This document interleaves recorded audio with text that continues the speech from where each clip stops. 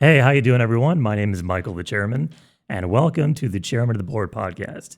My guest today is Kristian Ventura, who you may know from the TV show on Paramount Plus called School Spirits. And also, the way I found you is through your new foundation, which is a nonprofit called Actum, which in Latin means to act. And you're taking the action of making, based on principle, housing free for everyone forever, which I think is great. And I just think, just in general, as a society, we're moving in that direction anyways, because quantum computing will make all assets and money, whether it's 5 years, 10 years, or even sooner, uh, all hackable, so rendered kind of useless.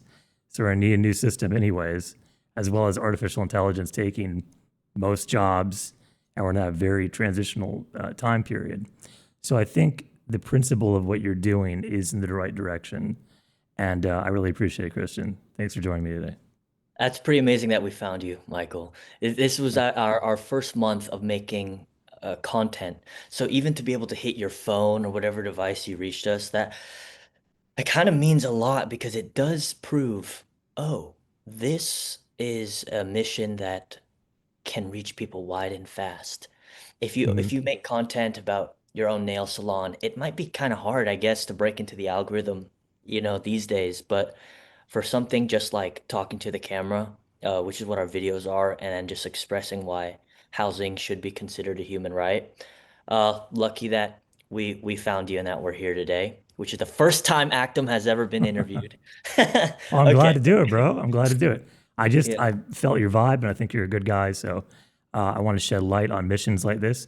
I've actually, I saw he commented on one of your videos. There's a CEO of a company called Free Water named Josh Clifford. I interviewed him actually twice. And Oh, his really? mission is to make water and food free forever Mhm. as well. And the way he does it is like he puts advertising on the water bottle. And what I think it's really cool is usually local advertising to support local businesses. And that pays for the water bottle and a little profit. And then everyone gets free water and groceries, and just everyone wins. So I think Yeah, the world is moving in a good direction in that way. So I wanted to support that. thanks. Uh, so why should housing be free forever and a human right? Okay. I think because life is mandatory and no one has to be alive, it actually makes no sense as to why people have to pay to live here. It's a life that you didn't sign up for. And I guess you can make the claim everything costs money, you know. You do have to pay for materials in order to build a home. But we're making the claim that if a society wants to call itself a civilization, would that society not take care of one another? Because how can you ever expect people to thrive if they never get past the threshold of survival? Everyone, my grandparents, my mom, even the current founders of Actum, they're working their asses off just for a place to sleep. And I think it's really just not it's not interesting, it's not fair, and it's not right to charge people for a basic need if you have the resources as a society to pool together and take care of one another. Has it been done before? No, not in this way because people expect a return. Why would anyone create free shelter and give people the keys to a home? You get nothing out of it. You actually lose. You'll lose a lot of time trying to do it. You'll lose your own money trying to do it. But I think there's a lot of people that actually don't give a crap about what they get out. Funny thing is, people just don't believe it. One of the top comments we get all the time is, "Ha, okay, we'll see." And then there's all these guys who are like, AI bullshit. They think I'm AI, like I'm talking like an Uh AI. huh. And, Yeah. and to me, as much as I want to respond and be like angry at them, I'm like, no wonder they respond that way because they've been burned too many times Mhm. by people who claim to want to do something for others, but there's always an ulterior motive. So anyway, to answer the question, it, I think fundamentally people know that a roof, shelter is a basic right. Now, whether you can make it free, is it possible? People don't know, but is it right? I think. people generally do believe that it is right. Hmm. And I know you mean that people just can't believe that someone's even trying to do this or that's possible. And like last year, for example, I dressed up as Santa and I just Mhm. bought a bunch of presents, spent a couple $100s, and I rolled around in my power chair and gave them out to people for free. Oh, you And did? and people couldn't believe that. Like, oh, is someone paying you to do this, like the city? I'm like, no, I just bought presents with my own money, and I figure like everything's so fucking depressing. Yeah, Someone right. has to do Okay. something, and I'm like, I had the capacity to do this. I have a couple $100s, so why not? I'm gonna try it. Mhm. I'm gonna try and do acts of kindness.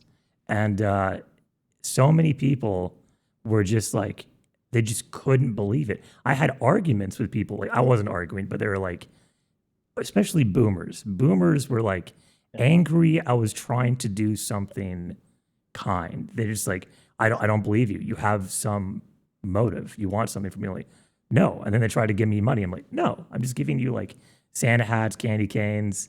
I bought these like ornaments, like these special ornaments and like things to put on your head and, you know, and they just couldn't believe it. So I think I wrote an article about the power of kindness, and Jesus spoke about doing a lot of that stuff too.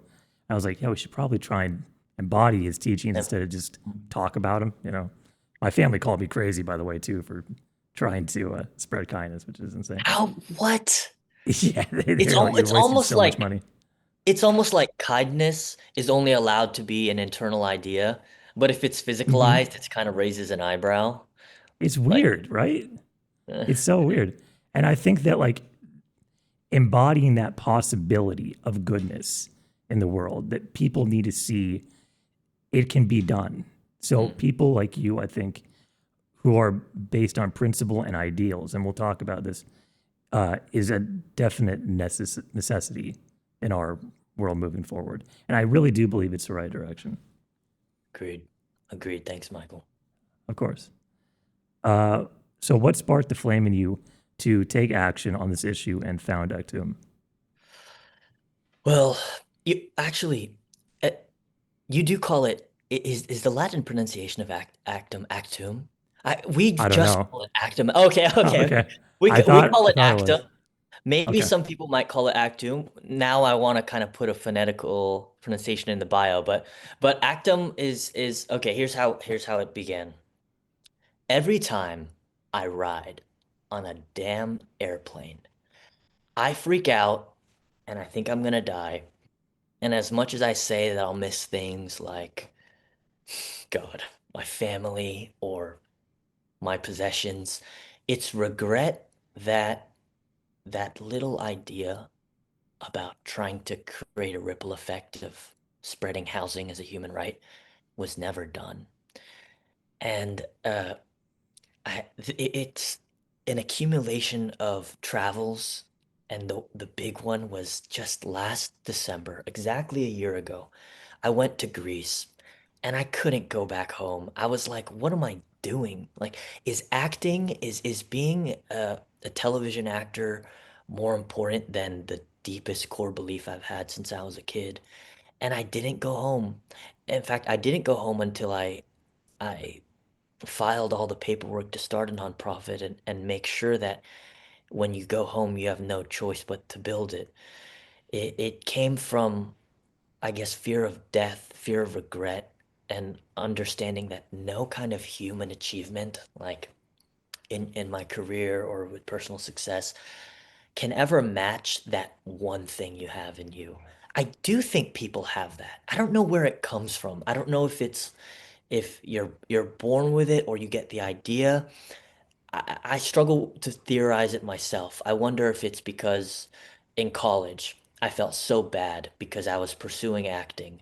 And I did that at USC, living in these nice dorms while my mom was just in her car. She was sleeping in her car. Every time she'd pick me up, I'd kick these Crystal Geyser water bottles just filled with urine. My mom had nothing, it's our whole life, it's food stamps, but I'm in the dining halls eating freaking steak and pasta at a university while my mom's like that. And that might have triggered it, like uh, uh, being uncomfortable by the differences of people's lives and your own mom, you know?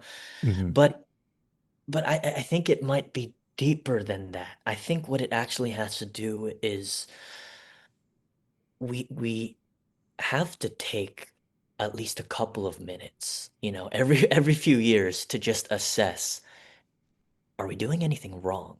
What is wrong with the world? Not just like what's wrong, is it the Epstein files? What's wrong? Is it this? What is wrong fundamentally about how things work? Hmm. And we've all worked all sorts of jobs. One of the suckiest ones was being the potato cutter at Five Guys. And Uh-huh. that was I was a teenager then, and I just kept thinking, when I go home, my skin was so soggy and peeling that I couldn't practice the piano anymore.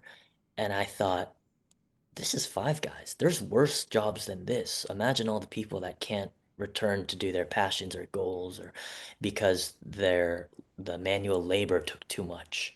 And so right now I'm thinking it might be just I think I pursued Actum based on like a kind of a moral agreement. Like, we have to identify what is the violation. Well, the violation is people are being forced to struggle their whole lives to pay for a basic need. Is anything done about it? No. There's social housing in other countries like Singapore and Finland, but those are just for the low income. I feel for the low income, and there's humanitarian organizations like UNICEF or CRS that have billions combined to help the homeless. I don't know if I could compete with that, but there's a long-term violation, which is all my coworkers at Five Guys, the Korean restaurant I used to work at, they're all one paycheck away from being the person you skip on the sidewalk, the people you don't think are dignified because they look like, rags, the homeless people. We're one paycheck away from being without a roof. So I just think, just to make sure society doesn't completely screw itself over, you kind of have to ask, okay, wait, what's wrong, and what can we do about it? And no one is talking about free rent. I think people are talking about like their antidote is to be a millionaire. I think the antidote to it is work hard and grind your whole life and get a McLaren and have a Richard Mille watch. To But try and escape the system, right? yeah, Which which indicates there's a systemic problem and the system's working as intended, hmm right? Yeah. and it actually might be the system saying work really hard in the system and the system will reward you. No, you have to change the system. It needs a complete redesign. Mhm. It's a design flaw. So, yeah, and it's just things like that, like taking modern moral assessments that prevent really bad things from happening. Like, I'm really glad we said, should women be able to own their own credit cards and bank accounts? Because that wasn't ever really a thing. And you do have to ask those questions. And there's just bigger ones, of course, like civil rights or slavery or public education. Mhm. You have to ask, what are they going to look down on us for? Um, you know? Right. Every new advancement or new moral idea is always just shit on repeatedly, even though it is the right thing to do. Whether you're Mhm. Jesus Christ or you're Abraham Lincoln or, JFK, shot in the head trying to, bring our money back to being a gold standard. And it You seems know, like you all, know, you go uh-huh, ahead. it seems like, go on. I was just saying, like, seems like all good people get targeted by systems and certain kinds of beings. The more spiritual I've become, the more I've realized that, like, I've Mm. died a bunch and come back to life, and I've been very, I've had several spiritual awakenings, and I realize I just think there are forces that, like, mankind forces, as well as spiritual forces that just don't want certain good things to happen. And I realized the more kindness I did, I talked about this in one of my articles, like when I was being kind and doing like taking action, I literally felt like I was rebelling and I felt a force coming up against me, like a genuine, real force trying to stop me from doing goodness. Whoa. And that made me just focus on doing it more. And I knew I was on the right track. And even every time I wanted to give up in my life, like there's another force that's pushing me like, no, you're here to do this, keep going. And since I was like 3 years old, I had the same message in my mind, just like you're here for a reason, and just one line: protect the innocent. That's like the one line I always have. So I try my best to protect the innocent and to amplify the good, which is why I'm having you on. Protect it. Wow, I've never heard that before. Like someone's life mission to be this way. That's really unique. Wow. Protect the innocent. You know, the names that you listed earlier in the examples, like Jesus and Abraham Lincoln. It's funny because we've been getting these messages that say, you guys better be careful. You know, you're gonna definitely be on the hit list. If you actually are trying to do what you guys say you'll do, you know how many people will want you dead because you're actually replacing the real estate industry. To us, we're not doing that because I feel like when you get your own apartment, you could save up for a home and there'll always be, real commercial real estate. Mm. But they said, you stop talking so loud. And to us, we're like, that would I mean look if I see the red dot on my throat I'll Yeah. scream for help but it is interesting that that there actually is a lot of people that get taken down for anything even just so we now my goal is a large part of it. I'm all action, but now I'm kind of I want to equal it with awareness because if people have the ripple effect and they receive the ripple effect of the dignity of, maybe basic shelter is a human right.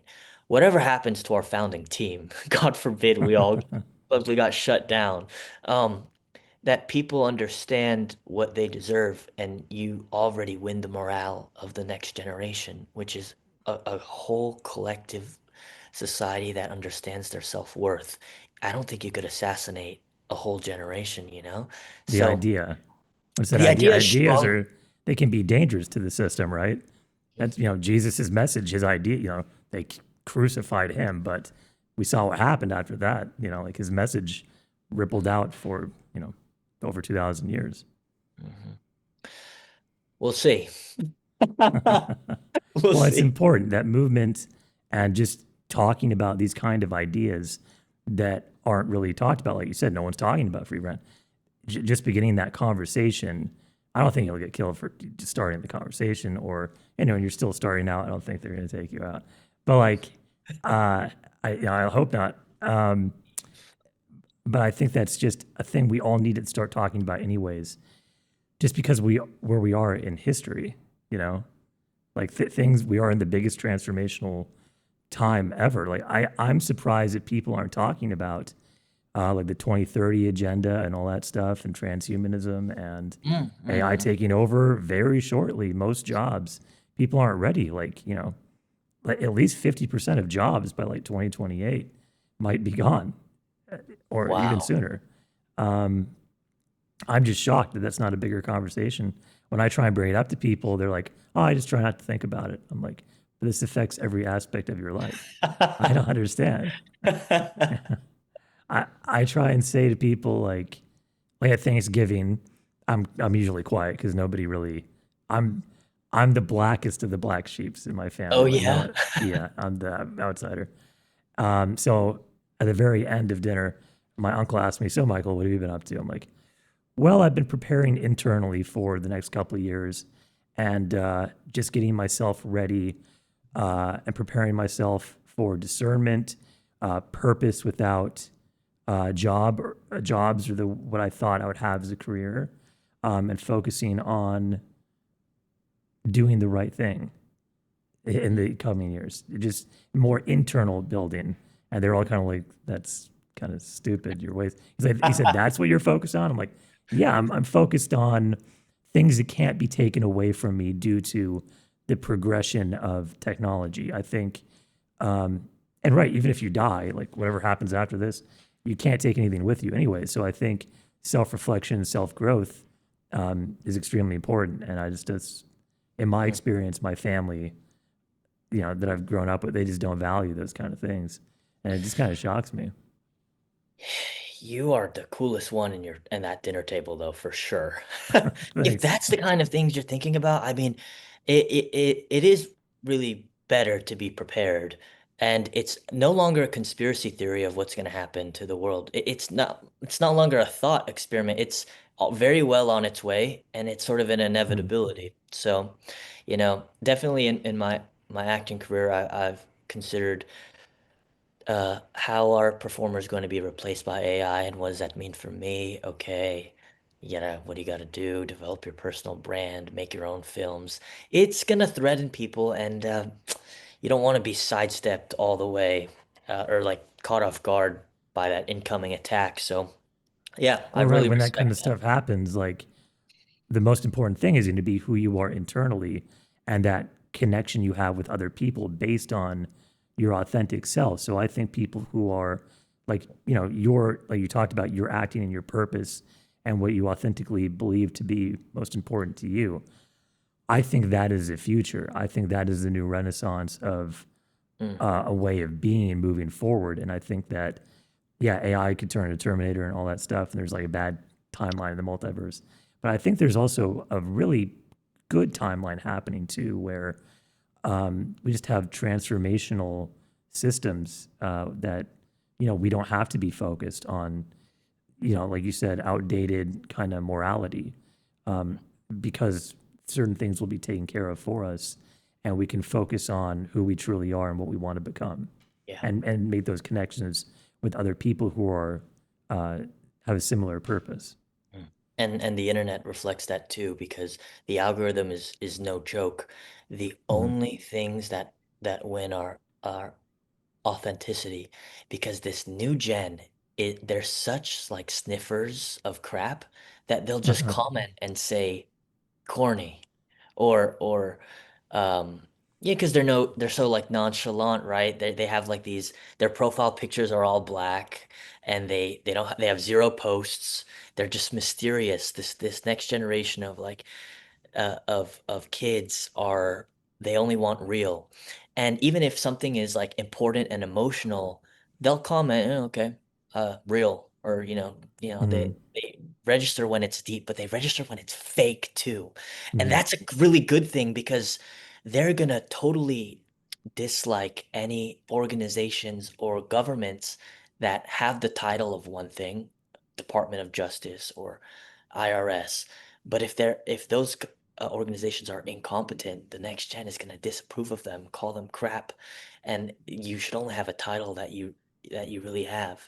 I just say that because so many times we're on the phone with the IRS, and they hang up when they don't know the question, and then they don't give us their ID, or uh, they say that their systems don't work.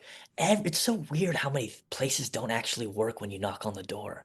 Like a lot of mhm. post offices work too. You go to the post office, hi, can I purchase a PO box? Oh, the person who runs the PO box isn't here. Okay, when will they be? We haven't filled out that position.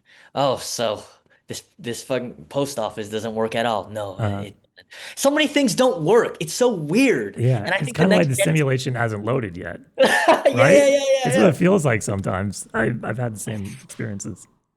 It so is. It so is. Yeah. Um, but yeah, good things are coming, because we know it. We don't like it. We're becoming more efficient. We're faster, and we're more honest. So that's Yeah, I good. was saying at the dinner table too at Thanksgiving, like, you really think my generation is going to take over the status quo of what like boomers and Gen X have left us? I don't think so. Like, there's no way. If you go on Instagram Reels for 1 second, you're like, there's no way that this is staying the status quo. So, which I think is a good thing. I think most people, there's a lot of crazy memes and a lot of people who act out in like Gen Alpha and stuff. Gen Z, like our generation, is more mellow, but Mhm. I kind of think that's a good thing, that rebellion and not taking life as serious and school as serious. I think a lot of school, it was developed by the Rockefeller Mhm. Foundation and all how that was set up, uh, kind of Yeah. programs you with stuff that isn't all true. And, a lot of that's kind of not great. So I think that's kind of cool that kids are rebelling against the status quo, and that actually gives me hope. The silliness and not taking everything seriously, and the nonchalantness and the need for authenticity. This does prompt the next question, which sorry, I'm inventing the own questions in your own No, you podcast. can do whatever. No, But this is a conversation. It's not just a okay, yeah. it, the question is, what would happen if the world as a whole did get free shelter? Because Mm, Actum can't house the world. That's $1 trillion mission. What we want to do is we want to build a model and hopefully inspire others to do the first. Maybe countries can see how we do it. We want to create that goodness, whether that's a dozen homes a year or 25 apartment units per year. It's a lot smaller than people might think, but it means a lot to do that, for the earth to finally receive that sense of, of that mission. But the mm, question is, if the whole world actually had free shelter, it would eliminate, the work days from 5 days to two. And then, of course, what you said about, I don't know if you explicitly mentioned UBI, but job mm, AI is automating your jobs. We are going to be left with a huge question mark. What now? hmm And And that's why purpose and authenticity is so important, and leaning into that, because everyone's yeah. gonna have to face, like, once you're alone. I don't know about you, but I've faced just tons of isolation, and so I've had a lot of time to reflect. And you got to face your demons. So when people aren't working a 9 to 5 and they're not distracted all the time, Hmm. and we're in a big transition period, people are going to have to face themselves. And people will do, like Carl Jung, the famous psychologist, says, people will do absolutely anything to avoid facing their own soul, right? Their shadow self. And Yeah. that's going to be a big, I think, what's called in spirituality the dark night of the soul, where you got to confront your demons and overcome your shadow and then integrate those energies. And that's what actually makes you a whole person, not escaping your darkness, but facing it, confronting it, accepting it, even loving it, and then integrating those energies. Hmm. Because right now it's your employer or boss that chooses your struggle. Hmm You're employed. But right, when you're just driving and you have nothing to do today, you'll say to yourself, "Oh, I am an asshole. Why am I an asshole?" The things start coming, that happens all the Right. time.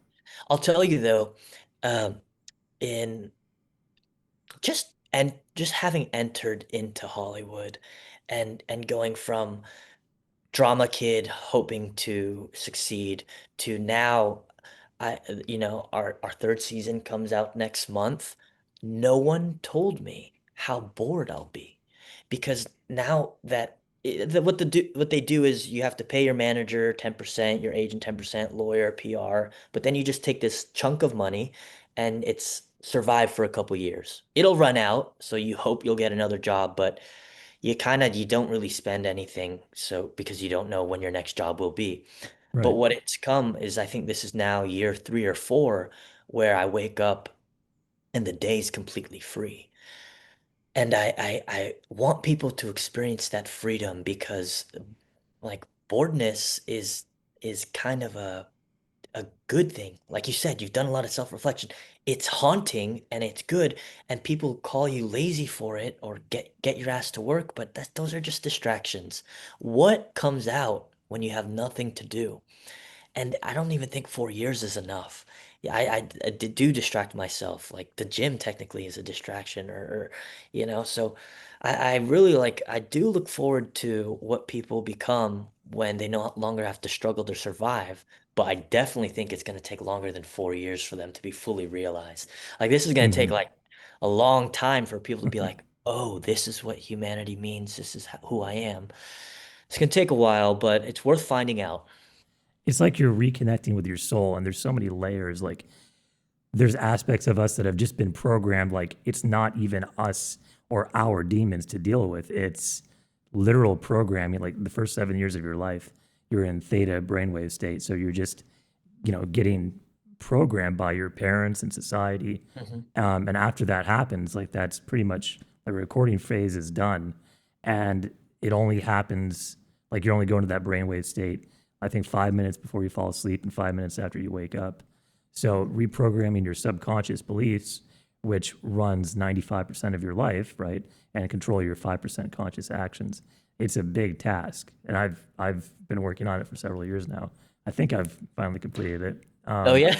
I think so. But it's a long, hard process to do. To learn to actually like even things like for people listening as well, like look in the mirror and just go, "I love you." And if that makes you feel weird or like, why would I? Huh, that feels weird. Why does that feel weird? Why would it feel weird to you? Would it feel weird to like love yourself? That's one Mhm. of the things that opened this up for me. Is I heard a song about like loving yourself. I'm like, I don't know if I've ever really thought about that. And I looked at myself and I was like, hey, I love you. I was like, oh, Uh, that feels weird. Oh, I don't know. Why does that feel so weird? Why does it make me uncomfortable? Shouldn't I love myself? And like, I think those prompting yourself those questions really starts to develop who you actually are underneath all that programming. And anything that isn't about love, I think, isn't really who we truly are. And it's just a layer of programming by society or other yeah. people that were unhealed. You know, um, I tend to fall in love with people who have what it is that I want, which is I admire them for these qualities. And usually the quality tends to be a sense of self. And, because I felt so much like a machine, the programming you're talking about. And I see these people who have their own private lives and desires that I get drawn towards them. And it has taught me that a lot of people, not in an insulting way, but their own desires are programming because the modern man feels like one big puzzle piece. It's the nighttime gym sesh and Hinge, and that hasn't changed. It's like there's a lot more intricacies in the human spirit than dumbbells. But you talk to any 21, 22-year-old, and they're really not that unedited and original. They're like they're strong and they have they have these beliefs. Just don't think the beliefs are theirs.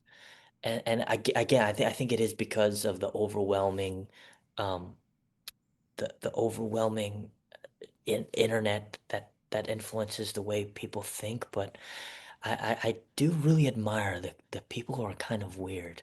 That kind of just I remember going into my dorm in college and I saw my Korean roommate and James, and he was just staring at the window.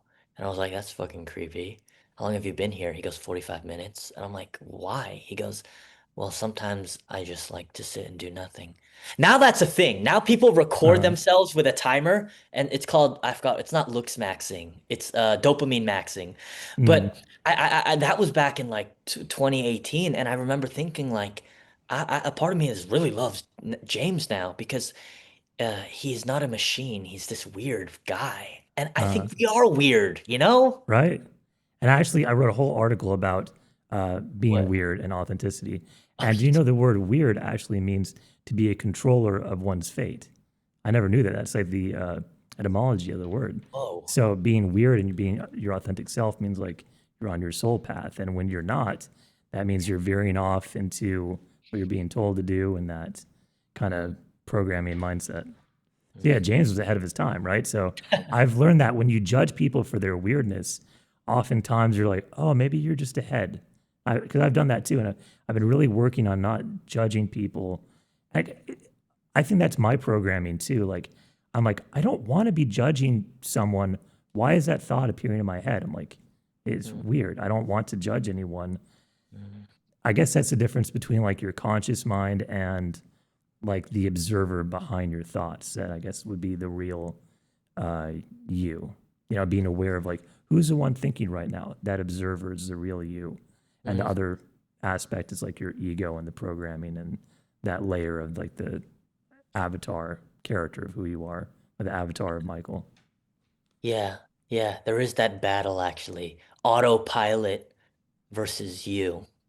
Hmm. Um, and then life just essentially does become a journey of winning that self back. Yeah, that's awesome, man, that you really do sound like a person who just slays the programming. You just killed that thing. Great. I've seen The Amazing. Matrix a couple times. I really like Neo. Yeah. Um, okay, so yeah, what is the process in actually building some of these homes and apartment buildings? Okay, so we have to do one thing before we launch the lottery, which is decide how much returns that our investment has gotten. So what we do is we put all of our donations into the S&P 500, and every year, it's not going to be the 7% average. It might be 22 or it might be -5, but we have a sliding scale. If the returns are over 5%, then we build. Now, what we'll do is we'll buy land and put either tiny homes, the nice dignified ones, not the shitty government ones, or build multifamily properties. Now, in some states in the US, 501(c)(3)s don't need to pay property tax. So that helps a lot with the yearly cost, but some states do. And we won't actually open the lottery until our fund can generate the property tax that land needs. But a lot of it is actually land donations. These unused land that governments have, and there's grants for it too. But even just a DM from a guy in Hawaii last week that said, I have 3 acres. I want Hawaii to be the pioneering state for Actum. I said, That's awesome, okay. bro. I That's know. And awesome. I Yeah. didn't believe him until he always started responding, showing me videos, all this. And look, nothing is official until it's really done. So I almost don't Mm. believe him out of a distance, but a lot of people do offer land. But that's the process is we own the land as Actum, and we purchase either existing abandoned motels or we build our own. And then once it's ready, we invite the lottery. So the lottery will be a few months. It'll be open for everyone. They just have to fit a couple of requirements, like being 18. They have to be willing to undergo a background check, and they have to be able to pay for their own utilities. Um, so yeah, that's the process. That's what we need. And we expect the first one truly, I do think it's going to take naturally with fundraising 3 years from now. That's what I'm guessing. But if I take what the Hawaii guy or other people who are saying, I own a building and I have 3 floors free, DM me. I did DM him. He hasn't responded. So I don't know if these people are, but Uh, if that is, then it actually could be done way sooner. I'm talking less than 2 years. So the prototype is the most important because it's the first time people can actually see that it is possible. And what we do is after we build the prototype, we pause and we want to hit our goal. Our goal is $30 million. Why 30 million? Because it's just enough to withstand the drawbacks, the highs and lows of a volatile market. We are investing in the S&P, so it's pretty stable as it is, but we're afraid of donations drying up. Like people care on the internet, on TikTok and IG, but we want this to last. So that is why the founders we said, yeah, we probably shouldn't get paid for this. We have to do this on a volunteer basis as a zero salary because it won't get up on its feet if we start paying ourselves. And so many nonprofits do pay themselves. The biggest housing nonprofit is Habitat for Humanity. CEO gets paid $500,000. I get that it's a big thing, but dude, you're a you're a Habitat for Humanity, bro. So anyway, that's what we're doing. And so we want to pause until we reach our 30 million goal, and once we do, only use the returns to build units. And if the tenant does damage the property, they do have to pay the repairs, but because of our endowment fund, we would pay for, surprise maintenance repairs that happen that aren't their fault. So right now, our current roadblocks are they're not roadblocks, just things to think about is we want to make sure that our lottery can reach the people it needs to. Because if you're sleeping on the streets in Portland, Oregon, and you don't have TikTok, then you can't know and you need it. And we don't just, we want to house everyone. It is universal. So it's low to high income. Yeah, technically, if you have $1 billion, you can live in an Actum unit. It has to be your primary residence, but Mm, that's the sort of long-term goal is to house everyone and see who we can partner up with to make sure that the lottery isn't just an online viral thing, but people know about it. So whether that's QR codes in the back of your car or like setting up booths on campuses, um, we'd have to figure out how to reach everyone to apply. But yeah, that's mhm, sort of how it works. That's how the prototype of Actum is. We're gonna fundraise for our first model, house the lottery, and tenants basically sign a lease that doesn't expire, and they get to live in it for however long they'd like. mm. And just to clarify, so what you're doing is you're taking those donations and you're investing them in the S&P 500, and then based off that growth, you're using those funds to pay for these projects. Exactly. Correct. Awesome. Exactly. I'm just curious why you picked Portland because that's over by where I'm at. Did you know that, or you just picked it randomly? Wait, yourself? Yeah, that's where I'm at. No, I said that because this woman Samantha, she said that she lives in Portland, Oregon, and she was like, "I do DoorDash. Can I slide your guys' QR code video and people's food?" I said, Oh, "No, no, that's don't do great. that." That's cool. And that is very cool. I said, let's figure out another way to do, in-person thing. Um, we're just setting up. I don't think we should solicit like that publicly, but people are so down in Oregon to volunteer. It's amazing. Hmm. I didn't know that you were based in Oregon. Yeah, Huh. yeah. I perform at the Helium Comedy Club and everything. What? Oh Yeah, man. it's cool. Okay. Well, that's just like another. They're called in like spirituality synchronicities, where things just kind of like line Mm-hmm. up, and Mm-hmm. it's interesting. Um, so yeah, you haven't built any. Or you have one apartment thing, right? I saw on your website you have one. Oh no, we've just started to fundraise for our first. We have not Okay, built. you haven't built one. Um, so yeah, you had a great quote in one of your videos. We weren't born to pay. We weren't born to rent back our lives. How can Earth be our home if we were constantly paying rent to live here? Mm-hmm. Mm-hmm. Right. Yeah, it is sort of impressive the things that we can do, like splitting an atom or or sending rockets into space, and we pretend not to know how to build a roof. It's ridiculous. Hmm.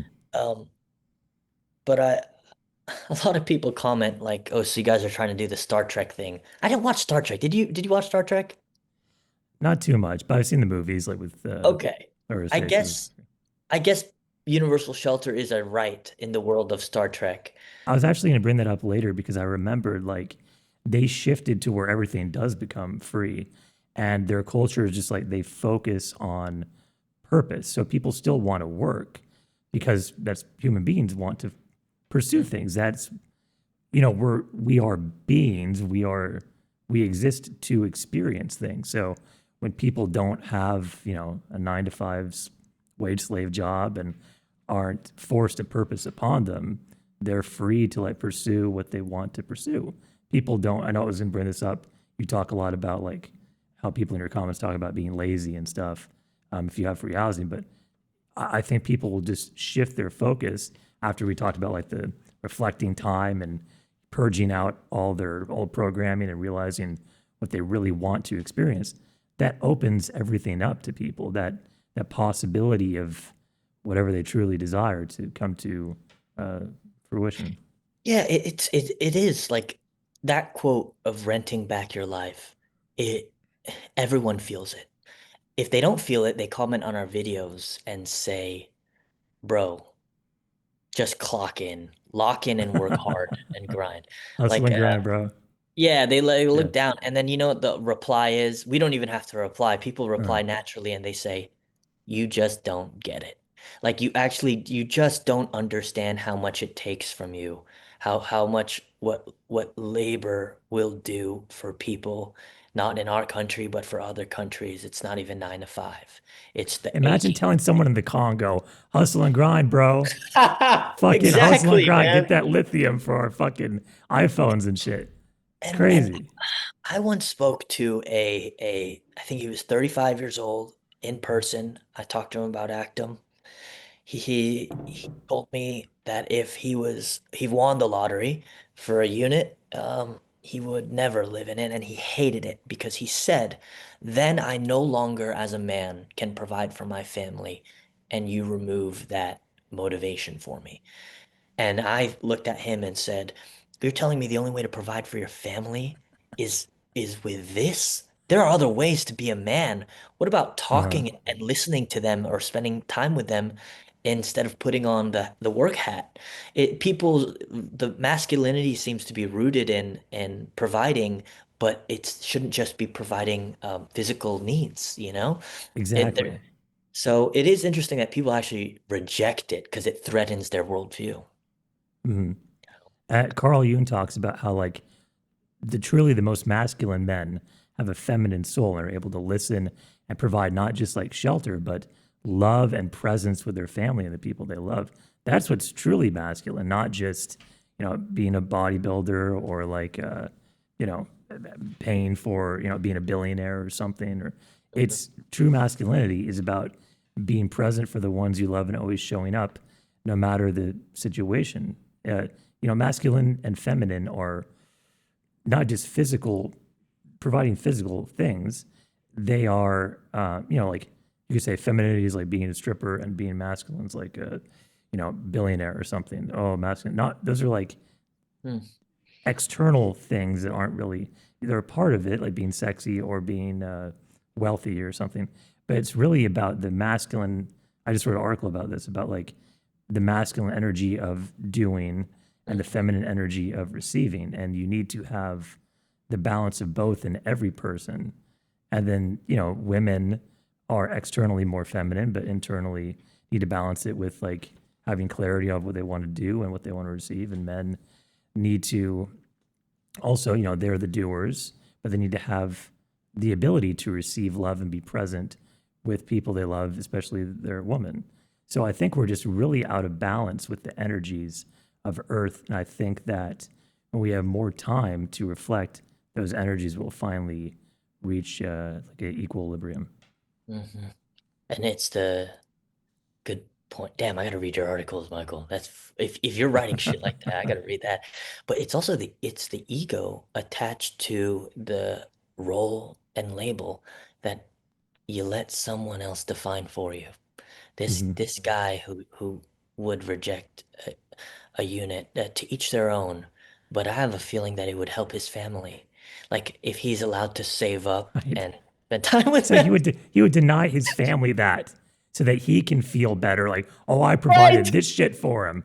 I'm going to deny my family something better because I want to be able to want to do it. So that's all about ego and really narcissism. That's what that is. It, they need to outgrow, men need to outgrow the old definitions of masculinity, and Hmm. inevitably they'll have to. With where the world is coming, whether universal shelter is globalized or universal basic income, they're gonna have to find a new way to be a man. And I think it's gonna be the proper way because you'll be shit out of luck trying to work hard for a roof if it's provided for you. Hmm. Hopefully, it draws the man to become more human than more Hmm. metal. Yeah. I completely agree. Um, to you, what are the attributes of a home? This is the best part. If you're claiming to design what the future of shelter looks like, then the possibilities are endless. The first the first thing I did when I landed in LA from that trip, deciding to be Actum, for Actum to exist, I met with this architecture student who I met at university, and he gave me some design ideas, but he told me like, you genuinely need to start from scratch because what you think a door or a kitchen looks like doesn't need to look like that. You as an organization are deciding what the aesthetic is of dignified shelter. Now, to me, it has to start basic because if we end up, and it's not the right thing to do, it's actually more to reduce the pushback. But if we do have luxurious apartments, people will hate that and it'll be totally unfair because the resources wouldn't be for a basic need. We'd be making really nice condominiums. We can't do that. It does have to, though, feature a sense of privacy. So I think that a unit, along with all of our board, is a private bathroom to yourself and a kitchen. And that's essentially a studio apartment. So we're looking at a studio apartment um, that has enough space to live. And for families, it would look more like a one bedroom. But the thing is that every time I go to those places with your family, like the Ver Palace of Versailles, I think it's called Versailles Castle, where or Napoleon lived there in France. I'm looking at these bed chambers and these hallways, and I think this is too big for a king. And why do the doorknobs need to be inscribed with gold and weigh 30 pounds? What is the purpose of such like a magnificent living space? And I thought it was exclusive to these kings, but they're in churches too. The high ceiling cathedrals and just the beauty of the doors and windows and pillars. What's the point? Well, I think this is the point. Regardless if it's possible, every human being deserves the limitlessness and infinity of grandeur. I don't know if that even makes sense. No, it does. But I'm right there with you. I don't think the earth is big enough, but the possibility of existence, I'm sure you know so well, is so slim. And there's all these videos of makeovers. You take a homeless woman and you give her a haircut and you put the same clothes that you have on her, and in 10 minutes she looks different. That just Identity proves matters a lot, right, right? right. Identity matters, yeah. And it's people are they reduce the homeless that sleep on the sidewalks to a little less than a person, but uh they are actually the same if you give them a aesthetic makeover, then you won't think that way. So it says something. It says, okay, so human worth is beyond what our situation is. Human worth is inherent. A crocodile would love to be a human. Birds would love to be a human. And in God's view, right, the humans have dominion over the creatures of land and sea. So I think that even though Napoleon lived in these great golden big bedchambers, I think any stranger does too. Now, can Actum do that? I don't think so. But to give a place that's beautiful and free is a step closer. But do you know what I'm saying? Like, no one does, Oh, like, yes, I do who needs because 40-foot ceilings? Well, yeah, you do because you're made out of the universe. You're awesome. People are awesome. Humans are rare. Life is rare. You mm, deserve the best. exactly, like we should embody the best case scenario, right? Why not? Why would we purposely make life dull and boring? Like you look around America, it's just one giant fucking mall. Like George Carlin would always talk about. It's just a fucking Oh. open mall. Everything's all bland and minimalist now. There's no more color. And I don't know if you've ever studied like neurology with architecture and the, Mm-mm. the just how things are shaped, like how everything's in a box. Even our phone, like everything's a rectangle, and it literally confines your mind. Like it literally, like you should look up the connection between um, how your brain works and all the shapes and colors that are around us. Like my apartment's just all white and plain and boring and like colorless. And you go outside, especially in Oregon, everything's fucking gray from the sky, and all the buildings are just even McDonald's lost all their colors from like the early They 2000s, did. right? Like Oh, everything, it's just painful to look at. And I think it damages your soul. Like we need color, we need fun. That there's no more fun anymore. It's just I think people feel it as a vibe spiritually too. Like something's off, something's wrong, and I think it's systemic, and I think it's kind of purposeful. I think that America specifically, there are forces where they just try to constrain you and program you as much as possible. And I think art through architecture is and taking away colors is the main way to do that. Kind of crush your soul. Like in the Matrix, everything is, just bland and, I think America has that vibe now of what Neo was trying to make it out of. It kind of always goes back to Neo, man. I know. And it's amazing that you can take a billionaire. Not the best example, but I'll just say Elon Musk. Well, that's the worst example, but let's just take like an average Beverly Hills mansion owner, right? Mm. They must be pretty savvy in their business and they must know how to play the money game.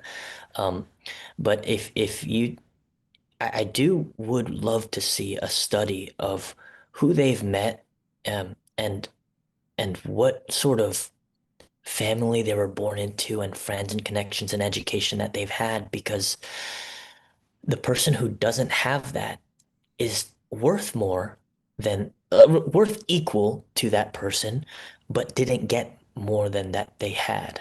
Ugh, that was poorly articulated, Michael, but I think what I'm trying to say is um, there's almost no difference between the billionaire and the non-billionaire, except for a handful of decisions, rooms, people, education, and materials that they've gotten. Now, And also at a if certain level, you kind of got to compromise. Like if you're getting to the billionaire level or a really high end millionaire, you kind of got to do some things that aren't great, right? That we're finding out about. and they live in these homes, and you drive past them all over LA. And so you go, okay, so one person deserves eight bedroom house and a pool and a large yard, but others don't. It doesn't make sense, but it does inspire you in a way to think that the brain is worth so much, the heart is worth so much.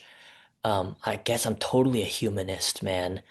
Like humans are awesome, and it is sad that if you didn't meet the right person at the right time, or your family didn't get the buck, didn't make a buck, then you're kind of screwed.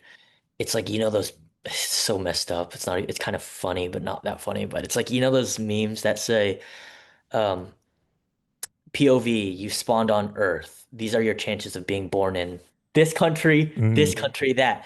And I'm like, oh my God, I was born in America. That is crazy. I don't know what it's like pursuing film and television in like Uzbekistan. I don't know. I uh, don't know.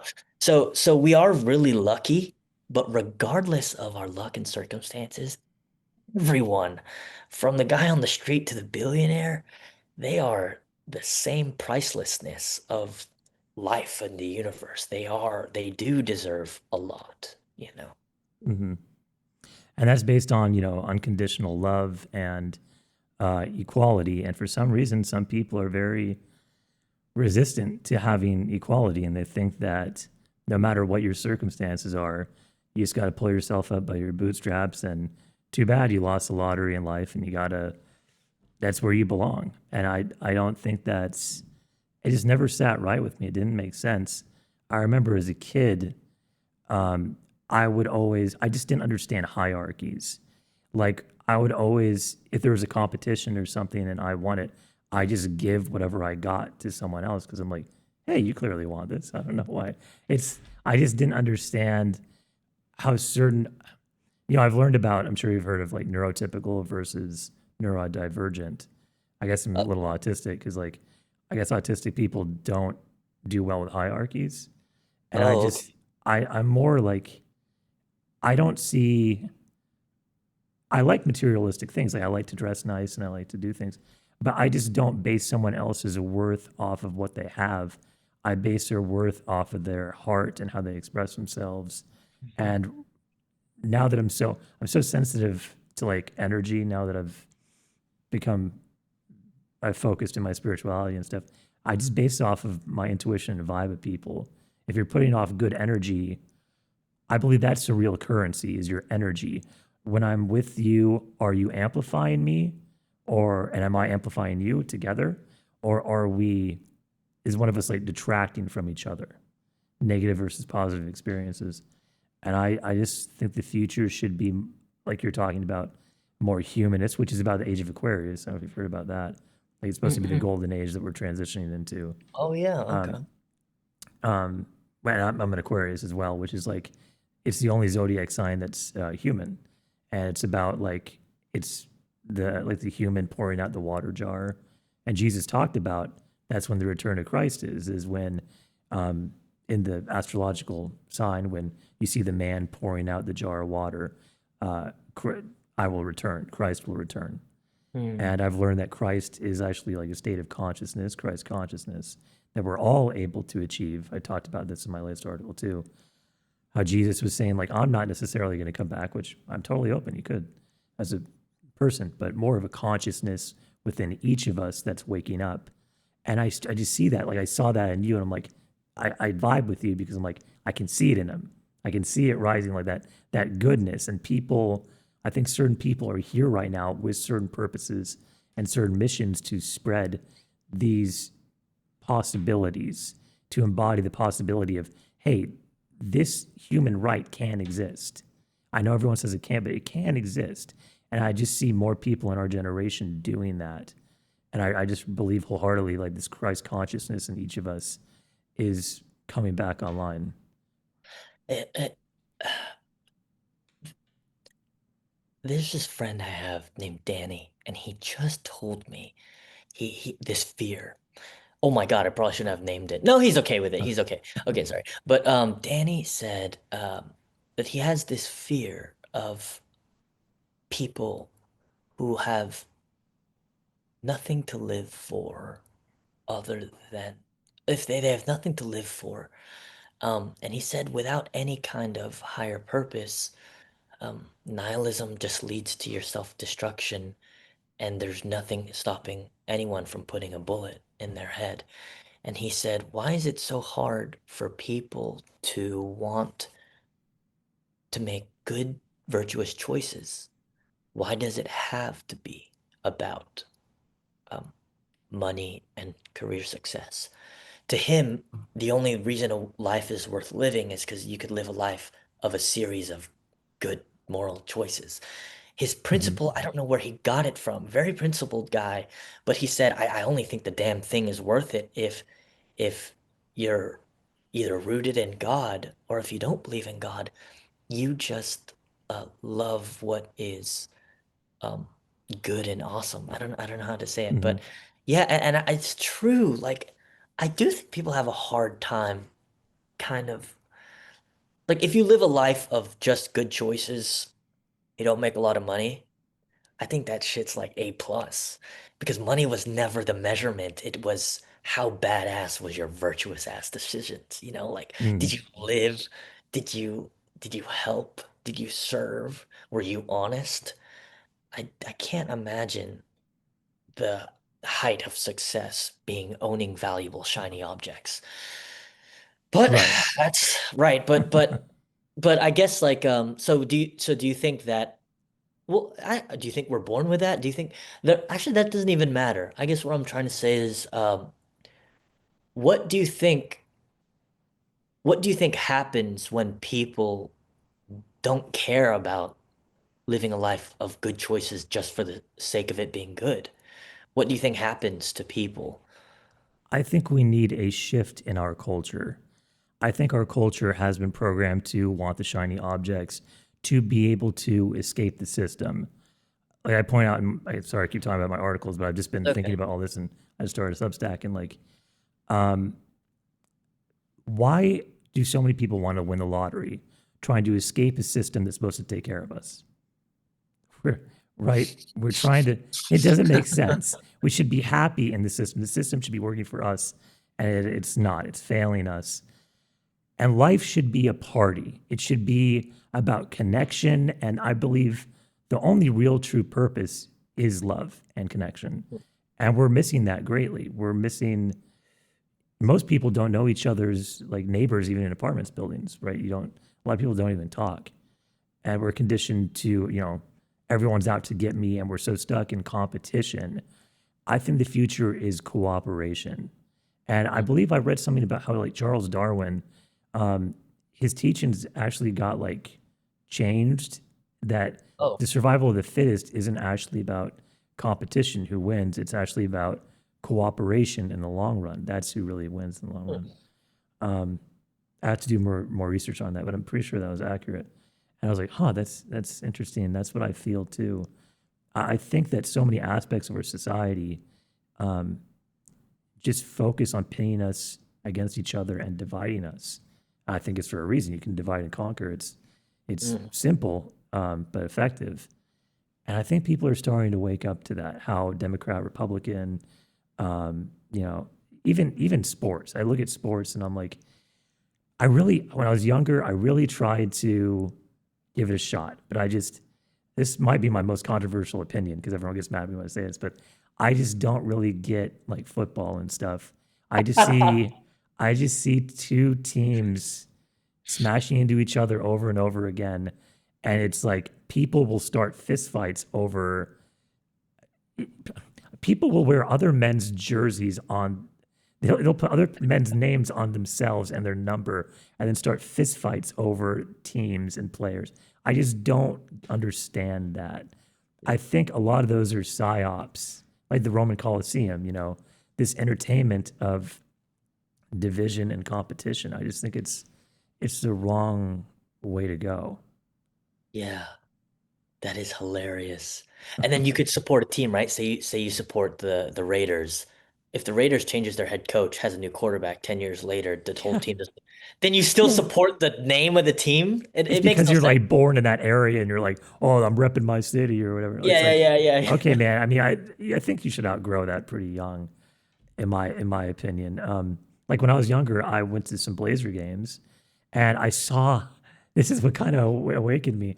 I saw the player I liked because he was like the popular player on the team. I think it was LaMarcus Aldridge, and he got traded to the Houston Rockets.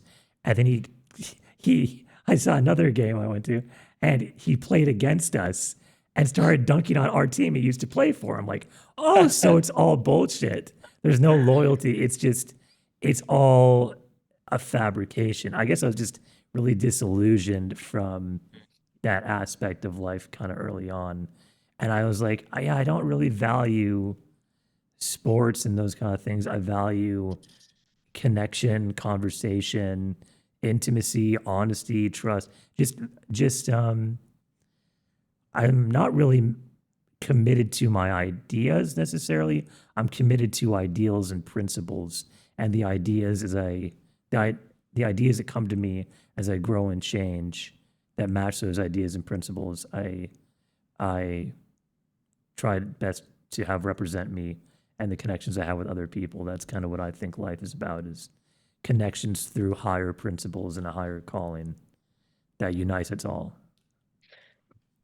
Cooperation is so true because this is proven through Grand Theft Auto 5.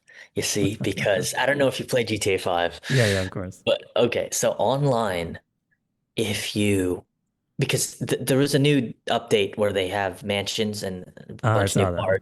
Okay, okay, Yeah, all right, Michael. cool, Yeah, cool, cool. Yeah, yeah. All right, Michael's in it too. It's yeah. nice to see him doing well with his wife. But the thing is that once you do get the whether it be railgun or the Mark II oppressor, you run out of things to do. And all I want to do, because I only play in private lobbies because I hate griefers, but Uh, now all I want to do is connect with people. I'll go on uh, a public lobby and be like, what's happening in the world? Like, does anyone want to do this? And it uh, shows that at the height and at the extent of hedonism and materialism, you kind of go back to, oh, people, what's real? right. What You want was to your share it. cooperation? If you're a good person, you want Yeah, to share it because and there's have nothing fun. left to do. There's Yeah. nothing left to buy, you know? That's why I think in video games, I don't like that I have to unlock stuff. I just want access to everything and have fun with it and share those experiences with other people that I have fun with. I don't like that process of, oh, you got to grind. GTA is a great example. You got to grind to earn all that money or buy it with real money and then buy certain things. I just want access to everything, customize everything I want, and then have fun with it and see what other people are interested in. Oh, you chose that thing instead of the one I'm choosing. Oh, okay, Uh-huh. and you did this with it. Oh, and then we can do these two things together, right? Or we can erase these two things, or I think it's about that combination of creativity in those connections, and we're missing that, stuck in the survival phase. That I believe I was going to ask you about this.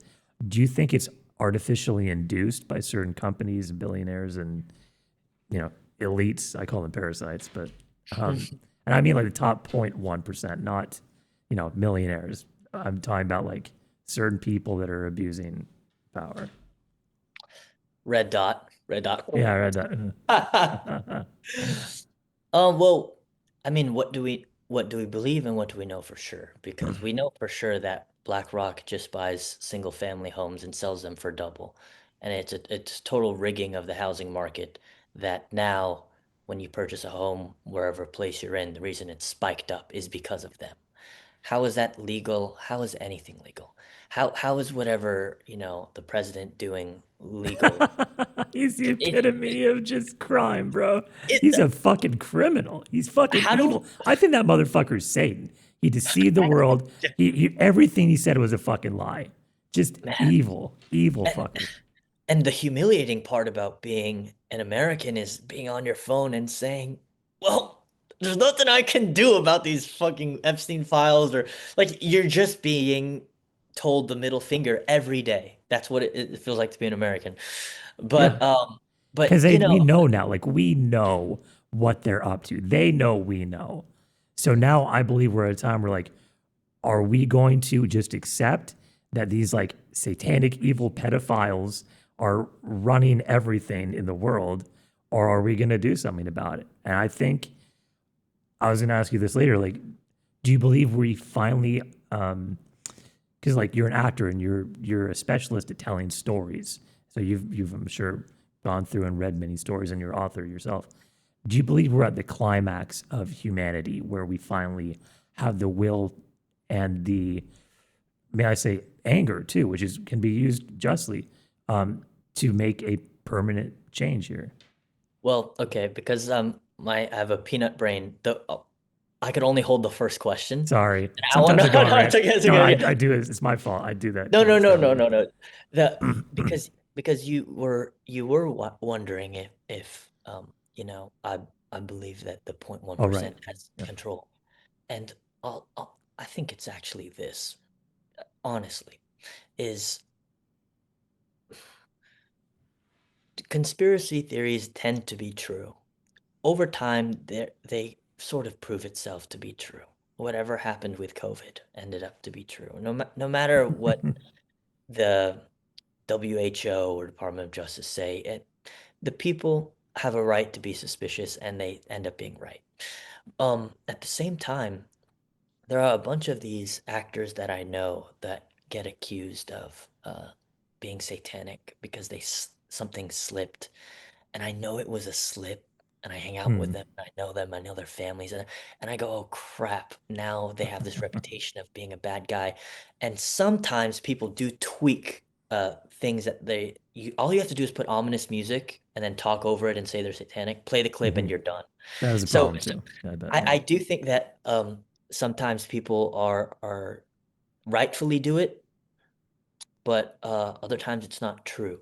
Now, what I think with universal shelter are people sort of puppeteering the strings on our human rights. I don't think so. I think that the human species is early and new, and we haven't had enough time to figure out how life works. We're early in, you know. 300 years ago, if you are not a wealthy child, you could not go to public school. Horace Mann and enough people said education and literacy is a human right. We need to make schools public. Government, what do they say? The government responded and said, it's going to cost too much money to build the schools, then we have to pay for new teachers. He said, that's an expense that should be made. And then they said, we're going to lose farmers and the whole agricultural industry. And he said, it's not our job to find out what is going to happen. You can't make an assumption about a human right. You just have to give it. The outcome's the outcome. So that was just so few, and I don't think that we've figured it all out yet. I do think that housing being a product as a priced commodity is sort of it happened by design, just sort of the evolution of paying for labor and uh, resources, construction workers, and building the homes. I don't want to talk about property tax being kind of weird, but I do think that while there are companies like BlackRock, it was always up to us to decide how the world can work. And unless the founding team of Actum, again, all gets, you know, hunted down and assassinated, I think we can actually prove that the world works actually however you'd like it to. You just have to create it. So, Mm. so when those Like we're in first an waves, open sandbox kind of video game, right? It's what we make it. basically, like, how are we going to listen and trust the government when they do what they do on a weekly basis? And the last thing I'll say about this is California. I it had I think it had either $20 million. It had $20 million to build uh, apartment units just for the homeless, and they had 5 years to do it. I think it was more actually, but they didn't. It all went to consultation fees. They built maybe 400 units with the money, and it we all forgot about it. And I don't know why we're not talking about it every day, but it was just like a money laundering scheme. And so I get that people don't trust the government, but it just goes to show that the leadership we have should always be questioned, and it's up to us to decide what we want to do. That's why we don't partner with the government. As a nonprofit, we register our name and our address legally, but our donations are only funded by people who want to see the future that they want their kids to live in. Mm. So, yeah, we're really one of the things we're working on is transparency. Like we just want people to see everything. We're just starting to work on a thing where people can see our monthly bank statements. We want people to feel like Actum is theirs. It's their world. Like we have no part. You could almost say it's a thought experiment. If we're investing the donations into the market and converting the returns to physical units, then it's really up to the world. Do you want to see it? Do big donors and philanthropists want to see it? Businesses want to see it for the tax write-off? Does your neighbor want to see it? And I think people do want to see it. So that's so anyway, that's my answer is I think it's just because we're new and it's been harder to do it because of certain companies and people. But like you said, sandbox, we're figuring it out. Yeah. Yeah, I was going to ask you about that whole thing about the apartment buildings in California and just in general. I think Gavin Newsom was given like a couple billion I dollars, think it right? was. A couple billion, and it all got lost. Like Yeah. something like it all got pocketed through corruption. And I Yeah. was like, that's fucking insane. And like, it wasn't just millions, it was billions of dollars Hmm. gone. And I was like, that's when I was like, oh, just none of it's just all nonsense. And the system is just working as intended and they're just conning people. And I Hmm. just learned, looking at conspiracy theories, that was one of my articles about. I was just investigating all of them. How many guises the government uses to just Really. launder money, especially the military-industrial complex, right? Like it's just all guises starting wars and laundering money, and So same much with money. weapons of mass destruction. And now we just labeled fentanyl mass destruction, weapons of mass destruction. Now we're going to bomb Venezuela, Oh, right? yeah, I know. Yeah, yeah, yeah, yeah, yeah, yeah. Crazy. And I heard Trump. Someone told me that Trump is going to have like golden gunboats to mow people down Oh my or God. something. Like it's just getting sick. I feel like the simulation's breaking. Honestly, it's getting so cartoonish. It's so Oh, cartoonishly evil. I don't know. I don't know. I really think something's up in the simulation. mm. I'm convinced. I'm convinced, man. Um, I fumbled your second one, huh? What is this what was it you were was I that forgot. I just came to me, and it's somewhere in my notes, I think. okay. But we'll come to it later. Uh, so yeah, some people believe, especially boomers, that housing will make people lazy. Why is that not true? I think we kind of covered that, right? We We can add to did. it. I mean, if I were to say it simply, I think that um a human right should not never be contingent on what other people do with them. And it's not in the place of anyone to have an opinion on someone's uh, outcome of a human right. It's as if we're saying uh, w our opinions matter more than their right. If we're saying a basic need is a right, and Actum thinks that it is. In fact, it's international law. The UN's charter says basic shelter is a human right. I don't know why it's never actualized on a serious basis. I saw But that. I did see that too. I was like, really? I was Googling something. Really? I couldn't believe it. Like, yeah, definitely not here, not enforced at all. it's um but laziness is I mean, a home is not a luxury, and laziness is almost unfair as a term because the alternative is forced struggle. And I don't know what's so admirable about that. Oh, if you get a free home, you're lazy. Well, if I have a free home, then I get to choose what work I do. Most labor is forced struggle. You need to make a living wage. Is it so lazy that now I could learn how to be an animator? I always go to creative because I Hmm. think that's just like the natural source of people. I Right. think they all want to create. So I don't think it's even fair to use the word lazy because it's really an enabler. What can you do when you don't need to um, struggle? So human rights aren't contingent upon productivity. It's the worst argument. Uh, There are some good arguments I've heard, but that's the worst one. It's yeah. the worst one. So why is it insane to live in a system that's modeled to profit off survival? Um, well, I guess because the system is well capable of not making it that way. Hmm. Again, just talking about what governments are capable to do with their resources and even what billionaires are able to think of and create and innovate. It's like, do we need AGI before we need roofs? I don't know. To each their own, everyone is allowed to innovate what they want to. But again, I don't think that a group of people can call themselves civilized if they knowingly hoard their resources and make it harder for people to survive. Like that's actually kind of like what are we living in some weird like Right. it's weird. It's just creepy and eerie. Like we're not animals in a forest.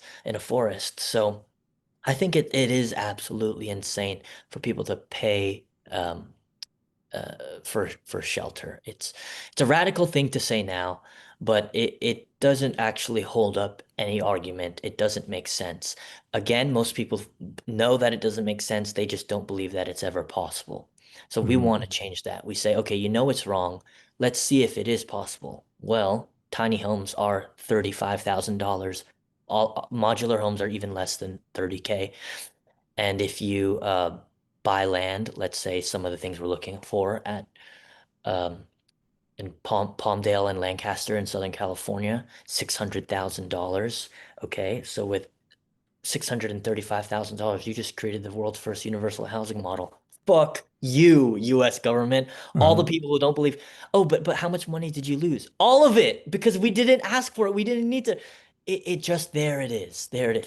So, uh, anyway, price shelter. I think it's outdated. Completely agree. And we have the money. Like we're sending trillions of dollars to other countries and black Brilliant. book projects. It's never given back to the American people. And we're aware of this now. We're seeing it happen right in front of our eyes. And it's getting again like cartoonish. We can solve these problems. And we always could have. and it's purposely not been solved. Just like we talked about in California, like it purposely was not solved. Billions of dollars. That's after that happened, that there should have been riots for that. Like Hmm. Hmm. that's that's insane.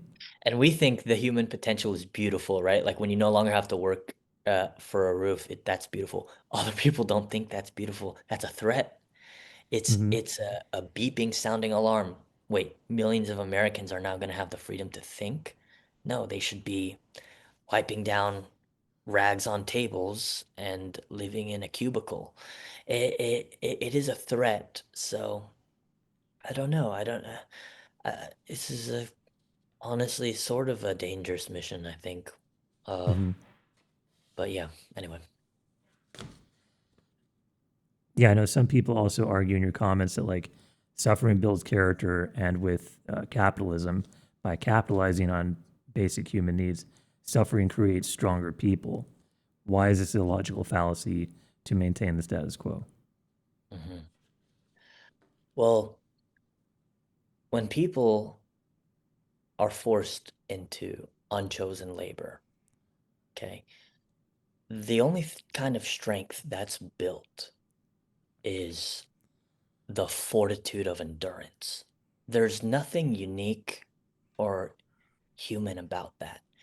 To choose your own type of labor actually unlocks the inner, internal, childish potential inside of a person. But forcing someone to struggle their whole lives is just an endurance thing. Now, Hmm. suffering does build character. Heartbreak will it'll help you. You'll learn more about yourself and how a relationship works.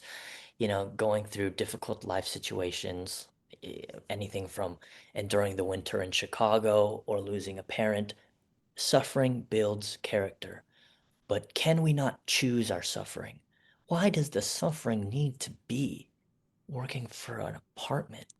That we're not in the Stone Age. So all Actum is offering is, can we have a new age of suffering where it's existential, where your suffering is past survival? Um, these are all things that get us closer to our highest place. The fact that people prefer to struggle for basic needs, it tells me that they're just living in some brainwashed state. Uh, It's yeah. they're too convinced, you know? Yeah, programming, man. It's programming. So like how would you define enduring life versus living it? A person should be able to take a left turn whenever they'd like. Sometimes I'll talk to my family and ask them, "Do you want to go?" Because I'm the unemployed guy, right? I'm Uh, the actor with a chunk that of money that has nothing to do throughout the year.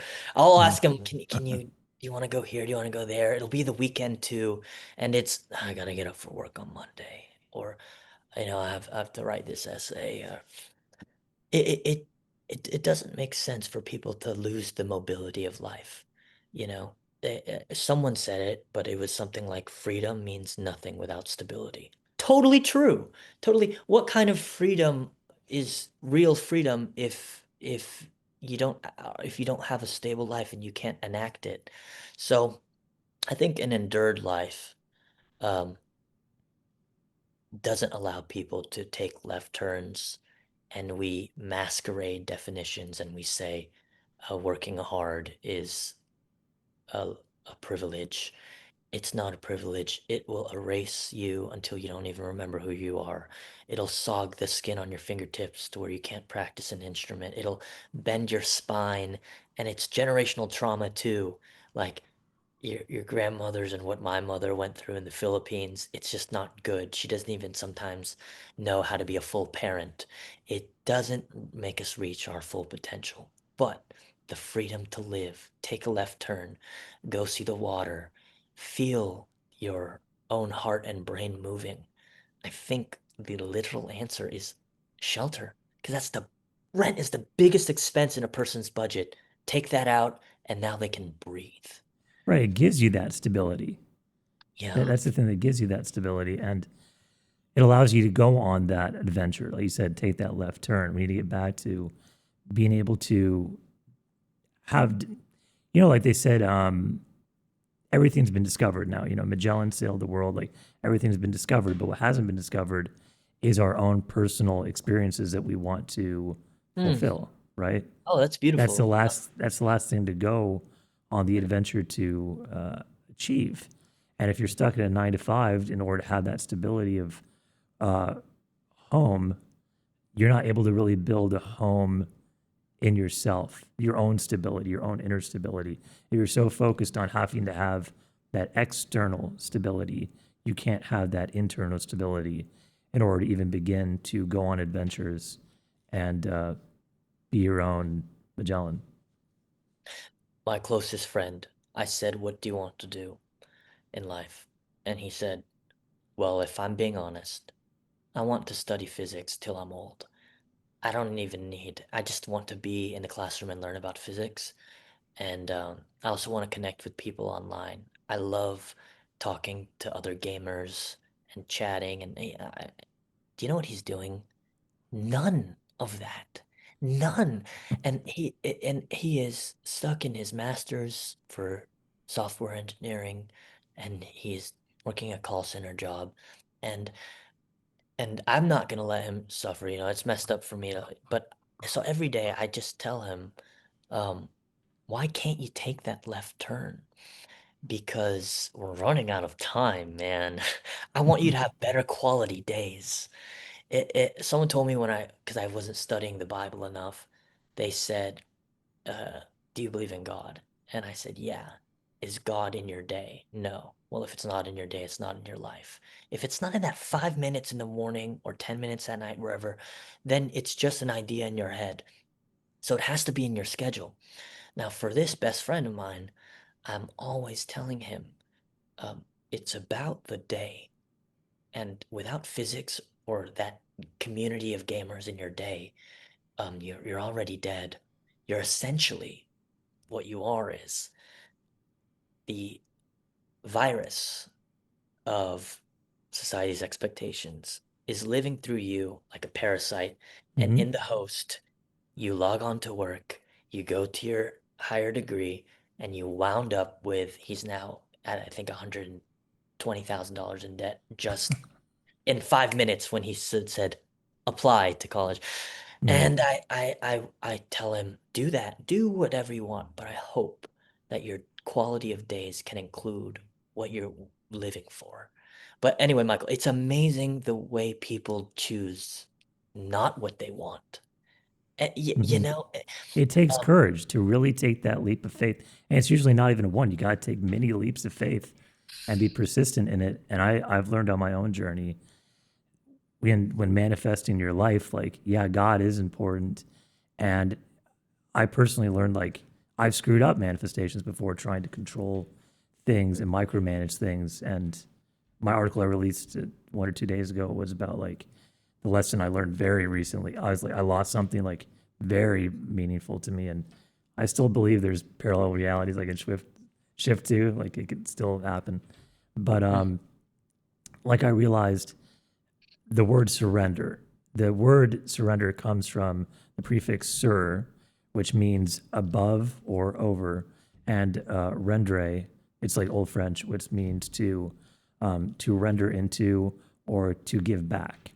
So it literally to surrender literally means uh, to mm. render in an above state, a higher state, like to Oh, render like melt into like butter, or like render into a video game into a higher state, or to give over and then to get back. That's what surrender is. And we're taught it means like with a connotation, I'm surrendering to an opposing force in a battle, like I'm surrendering to Genghis Khan or something.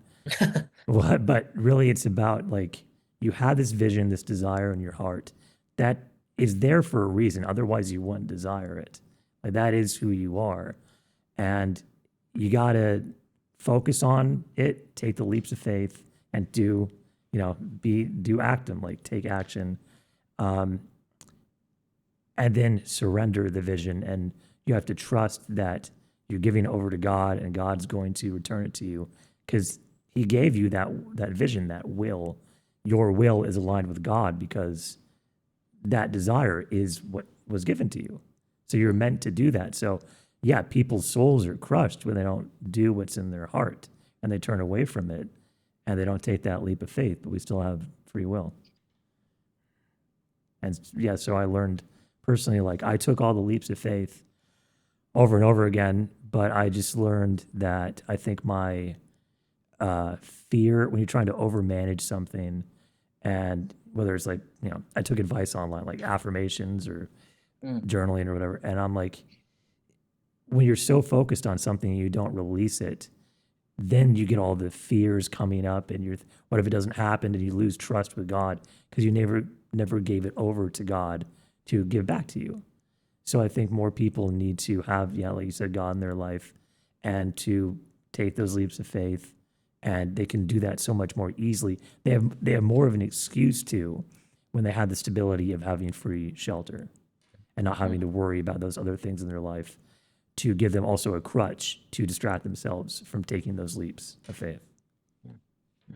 And to be fair, the example that was used, this friend, it is a money problem because he can't move out of the home that he's had, and his family has struggled a lot, here East LA, and the only reason he chose software engineering is because he believed it was where the money was going, Mm-hmm.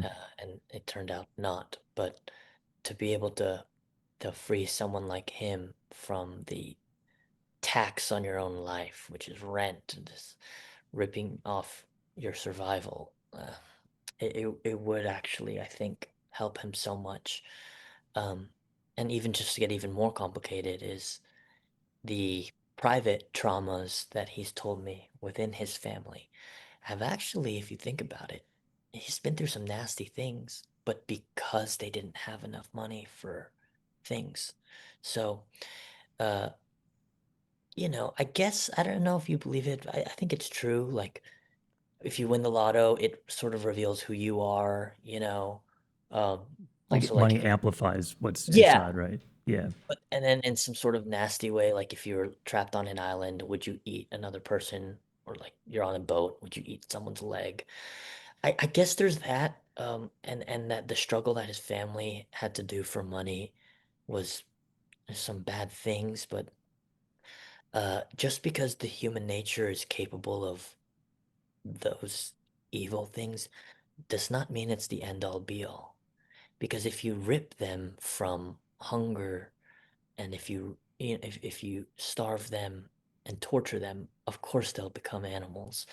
But if you give them what it is that their life needs, like water, food, and shelter, they're not so evil because it's taken care of. So yeah, there's a selfish nature to us, but I don't agree with those people who base everything about humanity on, but you'd eat me if you were on a boat. Mm-hmm. Yes, but honey, there's no boat around, and I'm taking care of you. Do you trust me? It's you get what I'm saying. Right. Like leaning into our higher potential instead of trying to drag each other down into like a lower state of being. It's, It's life is where you put your focus and attention on. So why would you want to focus on the worst case scenario yeah. instead of focusing on like, hey, that's not going on. Like this is going on and we actually have the potential to make it even better. You know. Mm. So no, I agree. Um, as we meandered, we covered a lot of my Okay, okay, questions here. take That's your good. time. Let's see. Yeah, we talked about. What do you think happened to the morality in America and our What a culture? funny question. Sorry, you can't ask that with a straight face. That's the largest question. Oh, Michael, what do you think happened? I'm I sorry, I'm mean, it sorry. started out so immoral, Oh, killing right, all the right, Native right. Americans and then building everything with slavery.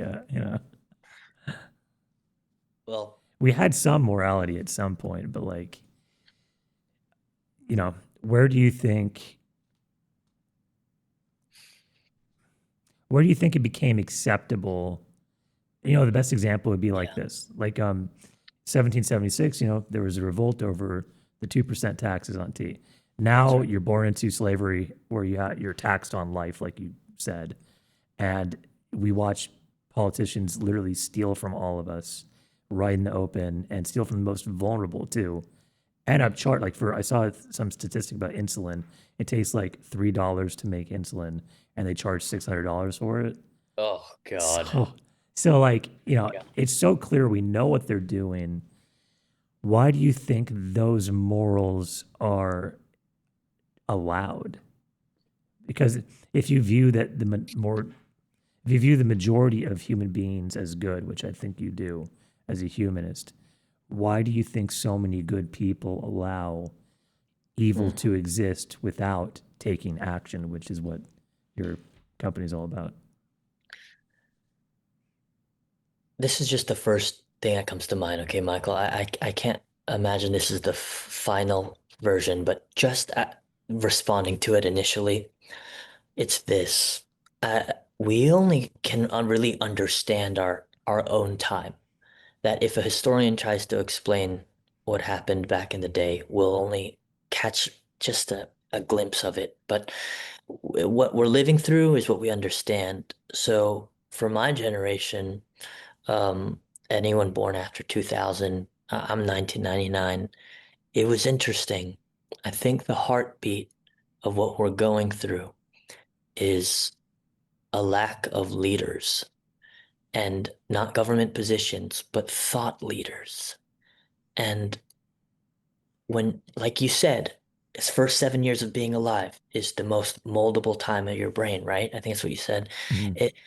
It, these kids, and including myself, I'm really desperate for a leader. I'm like, Mom Donnie comes up on my feed, and I'm just like, I don't believe him yet. I want to, Yeah, yeah. I, I'm really looking for these people to tell me what to think. Even like Noam Chomsky, who a lot of people like looked up to, he was on the Epstein list. He was on the plane and all that Oh, stuff. Yeah. see, and something weird happened to where the people that told us what life can be, um, ended up being corrupt. Like the coolest thing that a kid can be now is a streamer, but a streamer, by definition, is a communicator to the world. They have the highest influence there is to these kids, probably more than like a senator, actually. Mm. And it is composed of rizzing up girls. The streamer is all about, can I hit? Can I fuck that girl?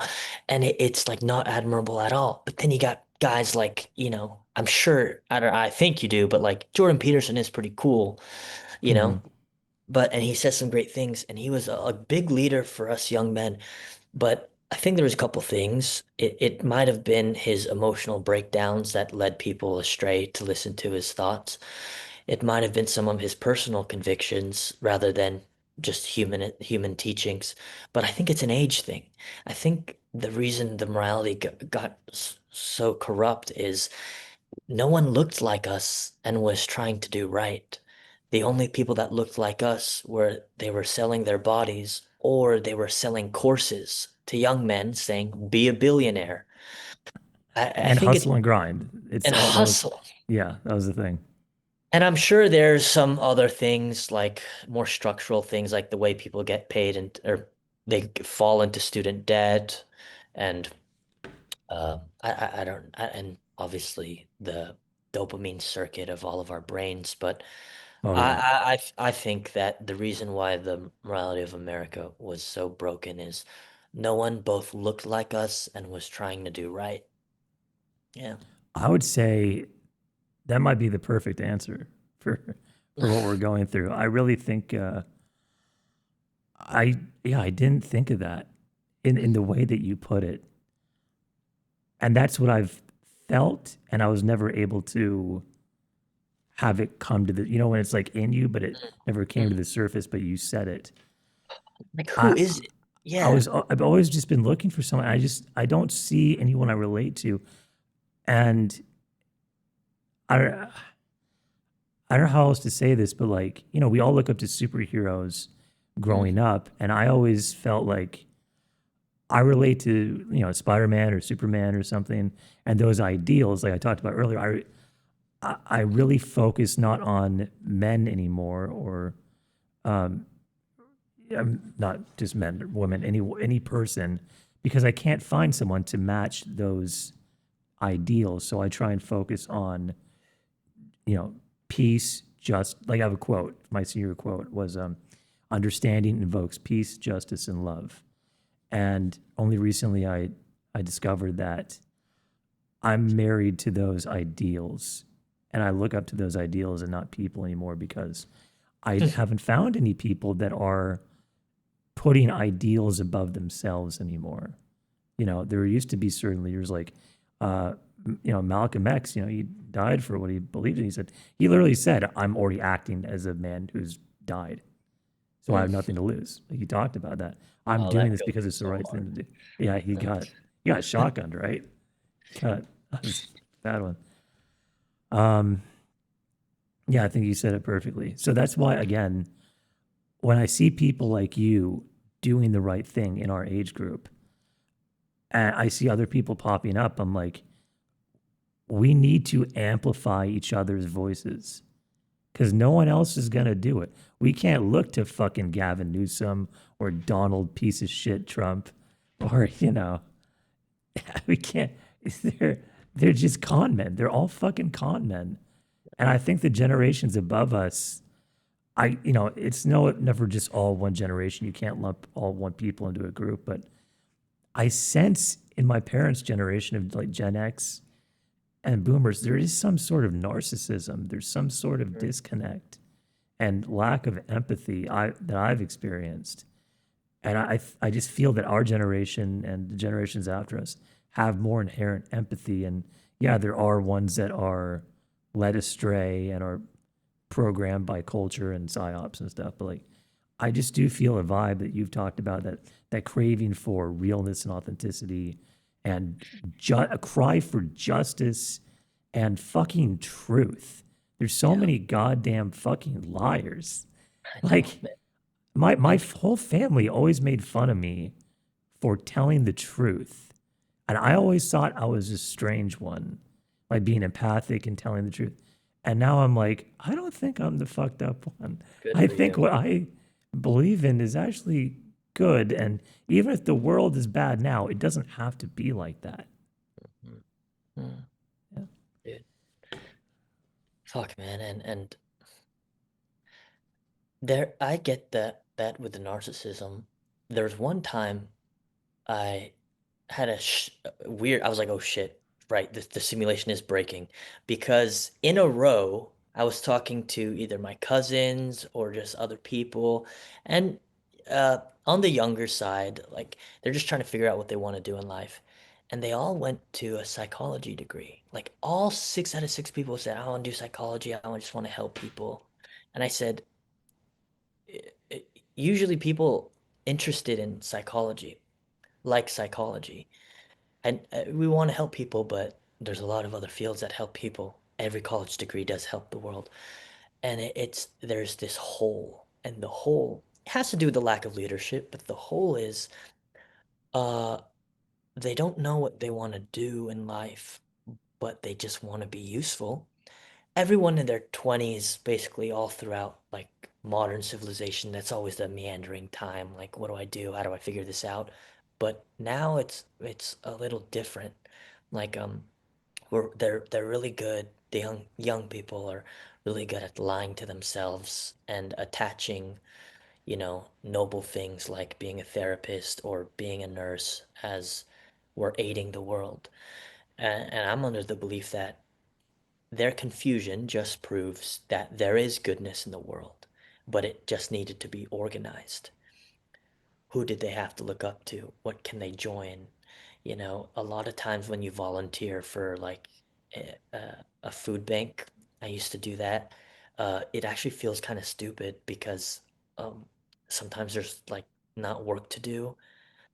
It just feels a lot of in-person volunteering doesn't really feel like you're changing the world. So then I stopped going, and then I looked at places where do they actually need me? These this next generation, I do think that because they hate BS, their hearts are kind of cleansed out, like you said, purged. But what are you gonna do with that emptiness? Now that you've removed the bullshit, what are you gonna fill it with? Hmm. And so these psychology degrees are like being an esthetician for the dermatology. These are just like really specific things, but it is actually what they're all going to. Um, Hmm.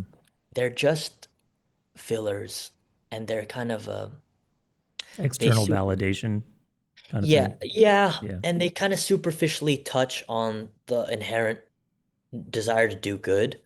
Mm. And so I do feel again like when you do have something like free permanent shelter, you no longer need to sabotage your life with that external validation, and you begin to do more subtle, private, nuanced things like paint your wall, or again, take that left turn, drive without a destination. Uh, yeah, I think I don't know what I'm trying to say here, but they're really confused. But the It line gives they you time say, for clarity. yeah, Yeah. yeah, and I don't think that they're gonna get a lot of time. So it's almost like you're trying, Universal Shelter is trying to give people back the time that was robbed from them, you know? But I'm really, really interested to see um, what these, post 2005 uh, thinkers become, because Hmm. they're gonna grow up in a world again where you have Sora 2, or it's, like what's gonna happen? I Yeah. don't know. But they do always say, I just want to like help others. Okay, that's not always a psychology degree, you know? And that's just a random thing. Sorry. Mhm. Sorry. No, I don't need to apologize. It's poignant. I was going to read you this one quote I wrote recently from one of my articles where I said, like, I want to see if you agree with this, like, context of where we are as a civilization, at least in America. We are at the end of the game in Monopoly, where the 1% own the entire board. All the other players are desperately trying to make it past go to collect $200 just for a chance to stay alive, despondently trapped participating in another loop around the board of red hotels, capitalizing on this desperation by raising their prices after every roll of the dice. If you believe in a community chest for everyone to have their needs met, you are labeled a lazy socialist, while at the same time realizing the 1% stole all the community chest money, added more tax and fee spaces to land on, created more misfortune chance cards, owns the jails, waterworks, electric company, and controls the bank too. They haven't just won Monopoly, they have rewritten the rules for a game none of us consented to play. If the rules aren't fair, break them. Do you agree that we are at the end of the game of Monopoly? And what do you suggest we do? Your accuracy is crazy. Yeah. The precision of that example is insane. Yes, dude, that's Right? great. Michael, come on. Oh, Everyone, thank you. everyone, come on, come on, come on. You can use it if you want in your videos. It's just so, oh man. They own the whole Oh my, fucking board, bro. They it own got me riled this. up. I mean, but you did say in that quote, leave the game. You said quit the game. Is that what Well, I you say at the very end, exactly like, if the rules aren't fair, break them. break them? Because everything's rigged against us. And they rewrote the rules that none of us consented to. I mean, even the beginning rules, like I think you said in your video, life was mandatory. We were born on this planet, and you're born into debt from the very first breath. That doesn't make fucking sense. And we're indoctrinated to believe that we have to accept Yeah. that when there's always a choice. And it goes back to Neo again. There's always a choice, right? He defeated Agent Smith because he chose to. Like, we need to embody more, in my opinion, our free will choice to do the right thing. See, it again, it is not even a conspiracy that the world is run by the 1%, because you could take the most superficial example to prove this. Nancy Pelosi's stock history. How does she consistently beat the Yeah. S&P? She's great at Um, Monopoly, bro. She's fucking oh great. God. Yeah. She's winning, and Yeah. and that's illegal. you cannot do insider trading, and you ask Mm. ChatGPT and it says it's because they cannot prove it, and she does it under her husband's name, and we all just sit Mm. here and watch her do that. And then we also know from other examples when at the end of the year these billionaires take a tax loss. I think it's called tax loss harvesting, where it's basically they take an intentional loss in order to uh, save the tax gains that they make on short-term investments. But in the next year, they know that the stock won't move, so they just buy it after 31 days. There are all these loopholes that the 1% does, and we just are sitting ducks looking up at the pyramid and going, what is happening? And Trump What? ran on like, I'm going to close all the loopholes. He closed none of the loopholes. I'm going to release the Epstein files. He's in Ah, every page of the fucking Epstein files. He I is know. like when I was 8 years old, I asked my grandfather, why the fuck do people say the president and all these politicians are corrupt? I thought like president, good guy, right? Cop, good guy, all this stuff. And he's like, well, lobbyists go to the politicians and they pay for their campaign. They owe them favors once they get in office. I'm like, so why doesn't someone run who's a billionaire who says, no one can own me? I'm running with my own money and I'm doing the right thing. When I turned 18 in 2016, I was a senior in high school. Trump came Mm. along. I didn't even watch The Apprentice. I didn't know about him, but he said exactly what I said when I was 8 years old. I'm like, he said, I'm running with my own money. No one owns me, and I'm going to do the right thing. I'm like, perfect. He's an outsider. He's not a politician. He said truths. And now I know that people use truth as a guise now and say Uh-huh. forge half truths, but he said truths. I was like, he's telling the truth too. Oh shit! So Mm. I voted for him. And then in 2020, I was like, by then I was like, I don't know. But I did vote for him again just in case because he wasn't fully exposed. I'm like, better than Biden. Biden's so old, and again, lesser of two evils. And I'm like, okay. And then after that, I'm like, between after we lost in 2020 and 2024, I'm like, this guy's fucking evil. I can feel it. And I got more spiritual too. So I was like, this guy's fucking evil. So I didn't vote for him again. And then I watched, it was so weird. I watched my mom fucking, who's, is, What? has a lot of problems with my mom. Okay, She, okay. she loves, she loves Donald Trump now. And, Oh, she talks about how like, I remember when he was running, she was watching Fox News all day and she's like, they're going to take away our guns. I got to vote for Trump. He's going to protect our gun rights. And then she asked me the same day what the Second Amendment was. And I'm like, what? So I'm realizing all these people that are still voting for Trump, a lot of them are easily manipulated, I think, still in MAGA, like a cult. And I think a lot of them are the true core ones are left are like, I think narcissists that have mm, tied their identity to Trump. And that when you attack Trump, you're attacking their identity. And that's why they yep. defend him so much. Now that I'm Yeah. aware of how identity works and that kind of psychology. And Yeah, the roots do run deep. It's real tangled knot with the MAGA supporters. You're right on that. With And the that red monopoly. hat might be the mark of the beast from the Bible. Like it might Oh yeah. be it's weird. Um, the question was, at the end of your quote, it was like, do you believe, do you believe that? And what was it? What did? Do you agree we are at the end of the game of Monopoly? Yes, yeah. And what do you suggest we do? Like, do you think we should start? I guess we shouldn't say anything like illegal, but like, you know, do you think we should start breaking rules in a certain way if the rules are so rigged against us? And you're not just breaking the rules, you're starting a new philosophy and an alternative way of being. And I think that's a great example to do. And a way that is a way of breaking the rules in that you're starting a new set of rules that people can consent to, right? That's a whole nother way of doing it that I didn't really describe. And I think I just put that together, making our own set of rules, right? Yeah. Our own What terms. that they can decide if it ruffles the feathers. I mean, we're not forcing people to live in these homes. We don't work within the government. It's an option to be in the lottery, and donations are voluntary. It's almost like go live your world, but this one is always available if you'd like. And if you don't agree with our mission, know that your life is worth way more than just forced struggle. But I don't there well, there is no real way for a person to rival a billionaire because you're not in the same rooms as them, and it they're so well protected. But it is sort of,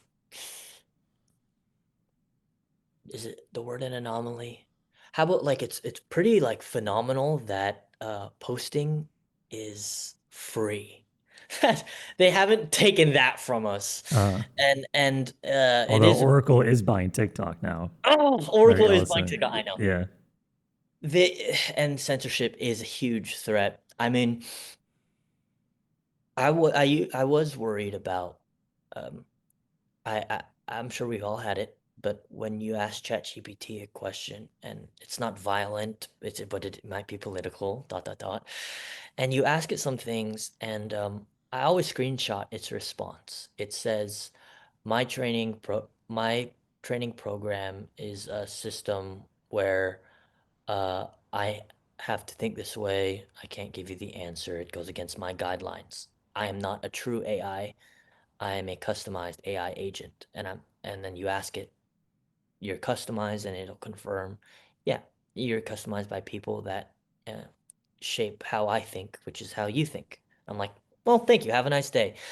It's the threat of people not being able to think for themselves and understanding that AI is actually not truly, it is filtered.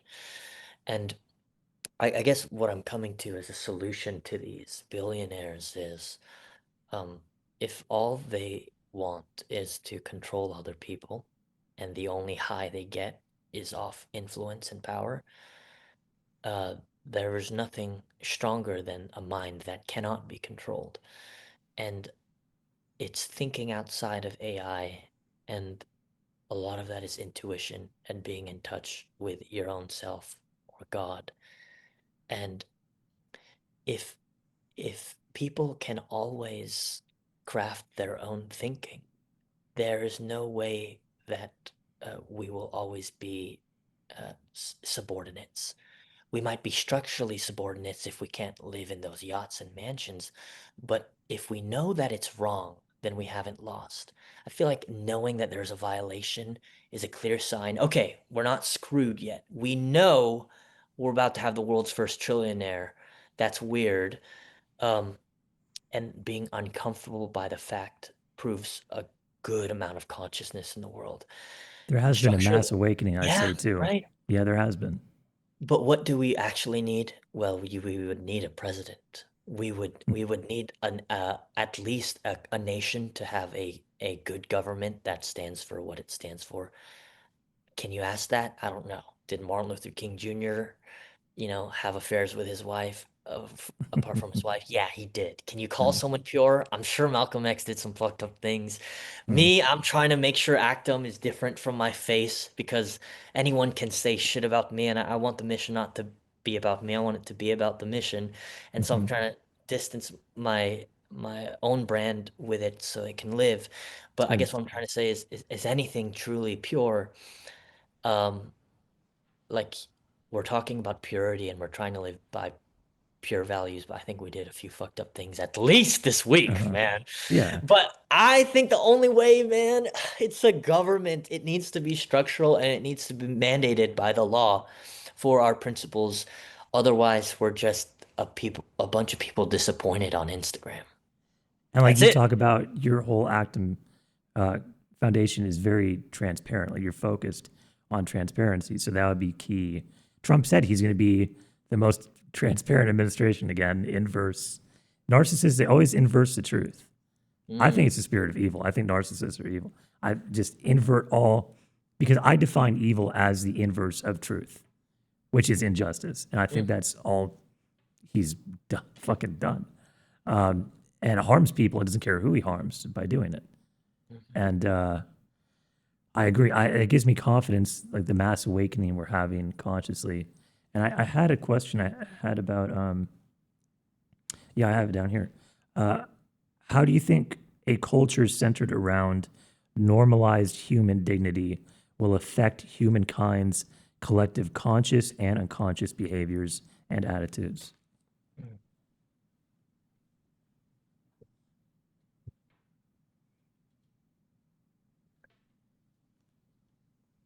In a modern debate, we don't even give a rat's ass about whether or not we're rude. You have these videos where you just sit down and talk about your point. Why is hostility the first? We're past civil discourse, and there's something underrated about manners. Jordan Peterson did say that we should dress well in order to have respect for the people around you. Because if you go to a grocery store, even though Mm, you can't see your clothes, other people can. So I don't know, he made this point about how it's a show to others that you respect the space that doesn't belong to you, and it was positive. Um, but the lack of civil discourse in a modern debate is alarming because it shows that people have no respect for each other, and the tolerance for violence in Charlie Kirk's death and that celebration, as well as the tolerance for, I mean, as much whether or not you agree with his actions, it's Luigi. I think you know the Luigi guy. mm, It's amazing how now we live in the Shakespearean time of beheadings. Like it's okay, public execution is fine, we don't care.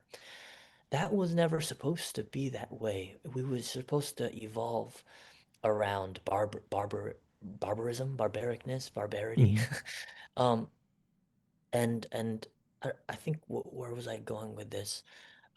The people that rush liquor stores, dozens of kids on bikes just ripping Yeah, off I the. saw that. It's at first I get angry, and then you're right. You do have to understand what it is they're coming from. It's a horde mentality. Maybe. Survive, right? Survival state, like we've been talking. That seems to be like a whole theme of that survival consciousness. There's not enough versus an Mhm. abundance. Like I think you embody an abundance mindset, a growth mindset, and we've many people have been programmed into a scarcity mindset. I need to get mine, and that means I need to get everything away from you. Would you say And that? yeah, and poverty just brings out the worst in people. Mm-hmm. And like we said before, there's almost no difference. It's the same brain, same heart, just a different man in a different set of circumstances. Mm-hmm. He's poor and you're rich. You'd make almost the same decisions. And so, what would happen if we actually created a world where you were given what you deserve? Well, I think the hostility and point of view and uh, the tolerance of violence, in theory, would cease to be so awful because we would then understand that the status quo is a roof that shelters what everyone deserves. So there's no pieces of shits anymore. There's no person that smells on the sidewalk, or there's no uh, guy who supports MAGA. Okay, I don't like the MAGA supporters, but they actually get an Actum shelter. That's just what we Mm-hmm. have to deal with. Like it almost is immaterial what their beliefs are because it's human dignity that is on the top. So if we're claiming universal shelter, it's even for those people, except the background check people that are Mm-hmm. pedophiles. They're not allowed to live. Yeah. But yeah, I guess that is to answer your question Jeffrey is a Epstein would have gotten denied a tiny home. There I you go. know. Yeah, he would have got Um, but yeah, no Diddy parties. No Diddy parties at no. Actum. No. But again, like this is just random, but a fun thought just when I'm driving is just thinking about if you can keep the costs low, how can you design a unit that is uh, not inexpensive and that is beautiful? Because luxury we don't want, but beauty we could have. So what we're doing now is we're going to start having these competitions within universities and high schools where people design their own units. what do they want the future of shelter to look like? A kid's brain is not totally programmed. Do they think doors should be triangles? Should the ceiling be orange? I want to Uh, see what these kids come up with because I guarantee floor to ceiling windows are a lot cheaper than we think. And whether the kitchen cabinets come out of the wall or your bathroom is I don't know. But yeah, that's what was just a random thought is designing the beauty of the future of shelter. Yeah. I think that's such a great idea to have that openness and diversity of thought of young people. I know Kanye says he only takes advice from people younger than him Oh, who really? are, Wow. yeah, that's what he said, because that's where all the innovation comes from. I think that's a really good idea to collaborate uh, collaborate that consciousness from a diverse group of young people. I think that's a really good idea, and just see what they would come up with, that sparking that creativity. Yeah. Um, I think the future should be creative like that. It shouldn't be uh, set in stone. Mhm. You know, But but back to that question of what really happens. We could theorize all day, but the bottom line is we don't know what the world would become if it didn't need to struggle to survive. And that big question mark is it's really interesting because that's enough to do it. It's enough to find out. Like we have never known what life looks like for people when they no longer need to struggle to survive. So that era is I I don't even know. I don't know. Like I'd say that's a pretty important question to explore. I'd say, that's a good one and to focus on. and it's embarrassingly fair. Oh, you're wondering what happens when people can live? Ah, I don't know. Huh? Like what? Come on, guys. Come on. Because think about all that brain power too that's focused. I mean, most brain power is like, how am I going to pay rent? How am I going to survive another month? Hmm. Like all that capacity. Think of not just our own individual consciousness, but like Carl even talks about our collective unconscious. I think when our collective unconscious, which is our culture, but also literally might be a conscious field that we're all connected to. Um, like through, like they say, like telepathy, have you heard of the telepathy tapes? No, Where no, they're no, no. proving telepathy and stuff. Like telepathy has been proven now through nonverbal autistic children with their parents and family members, and Really? they're proving philosophy, telepathy. And Carl Jung talked about this a long time ago. About it was the number one podcast on Spotify for Oh my God. months. Yeah, you can look that up. Telepathy tapes. Um, our collective unconscious is shifted and focused from a survival state to a higher conscious state of awareness. I just think we're going to make leaps and bounds. And I think Tesla had a very important quote about that.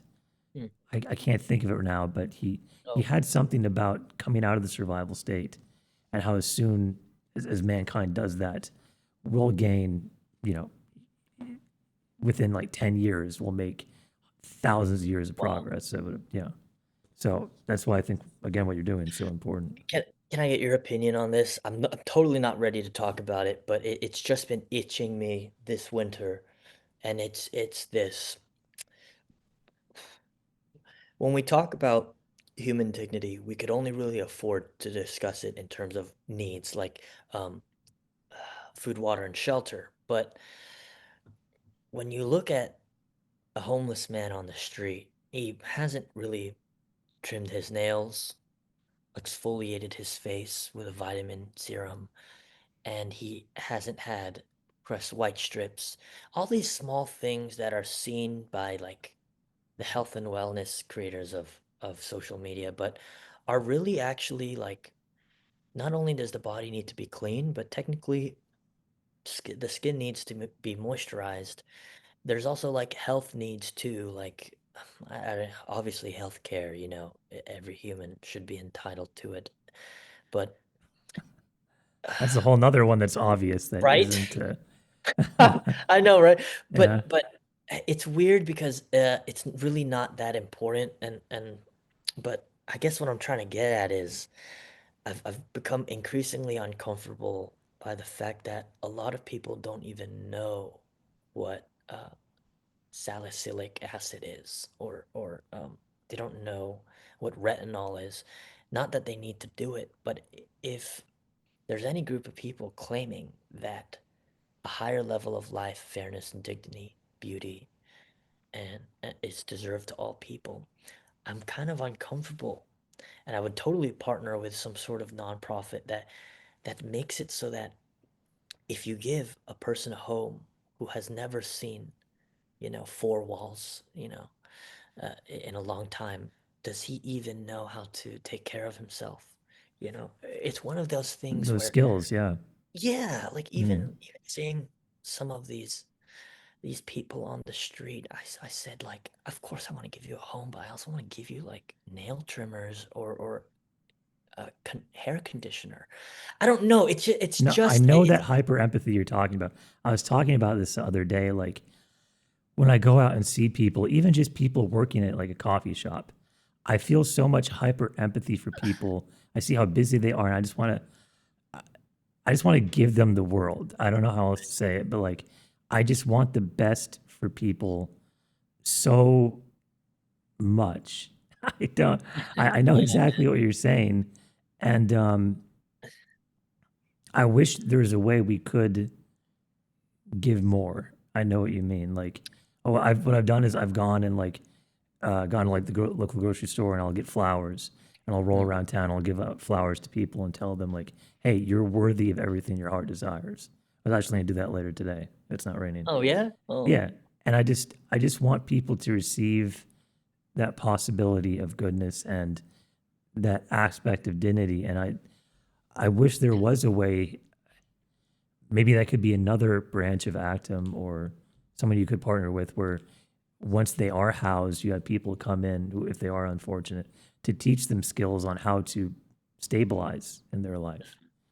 Um, Yeah, a sort of self-care and yeah. wellness. Yeah, that's so important because yeah. But because like people will obviously have enough food for their groceries, but it's the education of vitamins and supplements. Like I wish everyone took vitamin D3 and magnesium. Like it helps Mhm. me in my day think and have well recovery and uh and a lot of the times if you never have that one friend that says take your gummies, you don't even know that that your body was lacking these nutritional deficiencies. So it would be, again, yeah, it would be amazing to partner with a nonprofit that kind of gives you uh, it seems like a luxury, but it's not really. It's sort of the baseline of human health should be making sure that your body has what it needs, you know? Mhm. Magnesium, it needs some turmeric for inflammation, it needs vitamin D3 and a regular multivitamin, and you need fish oil for your brain. Mhm. Every 18-year-old should have It's some. weird that like, and all these things, I talked about this in my most recent article too, about like how all these things are available. And it's weird that they're not available for everyone. I don't understand the concept of like allowing someone to starve or suffer when there's food and medicine readily available. That doesn't make sense. It just, I think that's evil. I Yeah, just, it is. I think that's evil. I, I don't think any uh, rational civilization, even for their own sake, to survive, everyone would thrive. Everyone as a whole, as a collective, for your best. If you're just inherently selfish and you wanted the best for you, you should want the best for everyone because it uplifts your way of life. Even Yeah. if you view like, oh, crime or things like that, like there would be less crime, things would be less dangerous if Mm. people weren't stuck in survival mode or didn't have drug problems and were out of their mind and making dangerous areas or everyone collectively raises. Even if you're already rich, your life will be better. Things will be better in general. There'll be more things to go do, more diversity and creativity in the world for you to experience.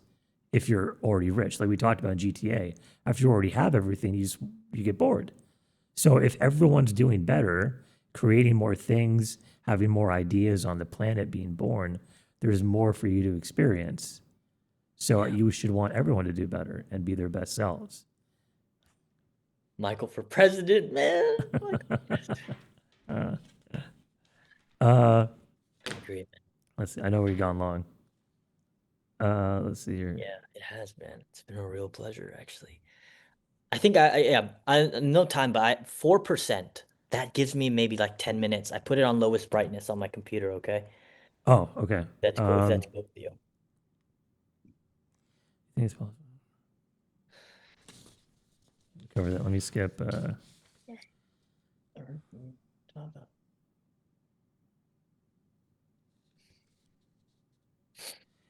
Um, let's see. Yeah. Well, we covered most of that stuff in Actum, and let me just ask you quickly about like you are an actor and you're in the acting world, and that's I'm sure very fun and one of your passions. Uh, like, what's been your experience in the acting world? Uh,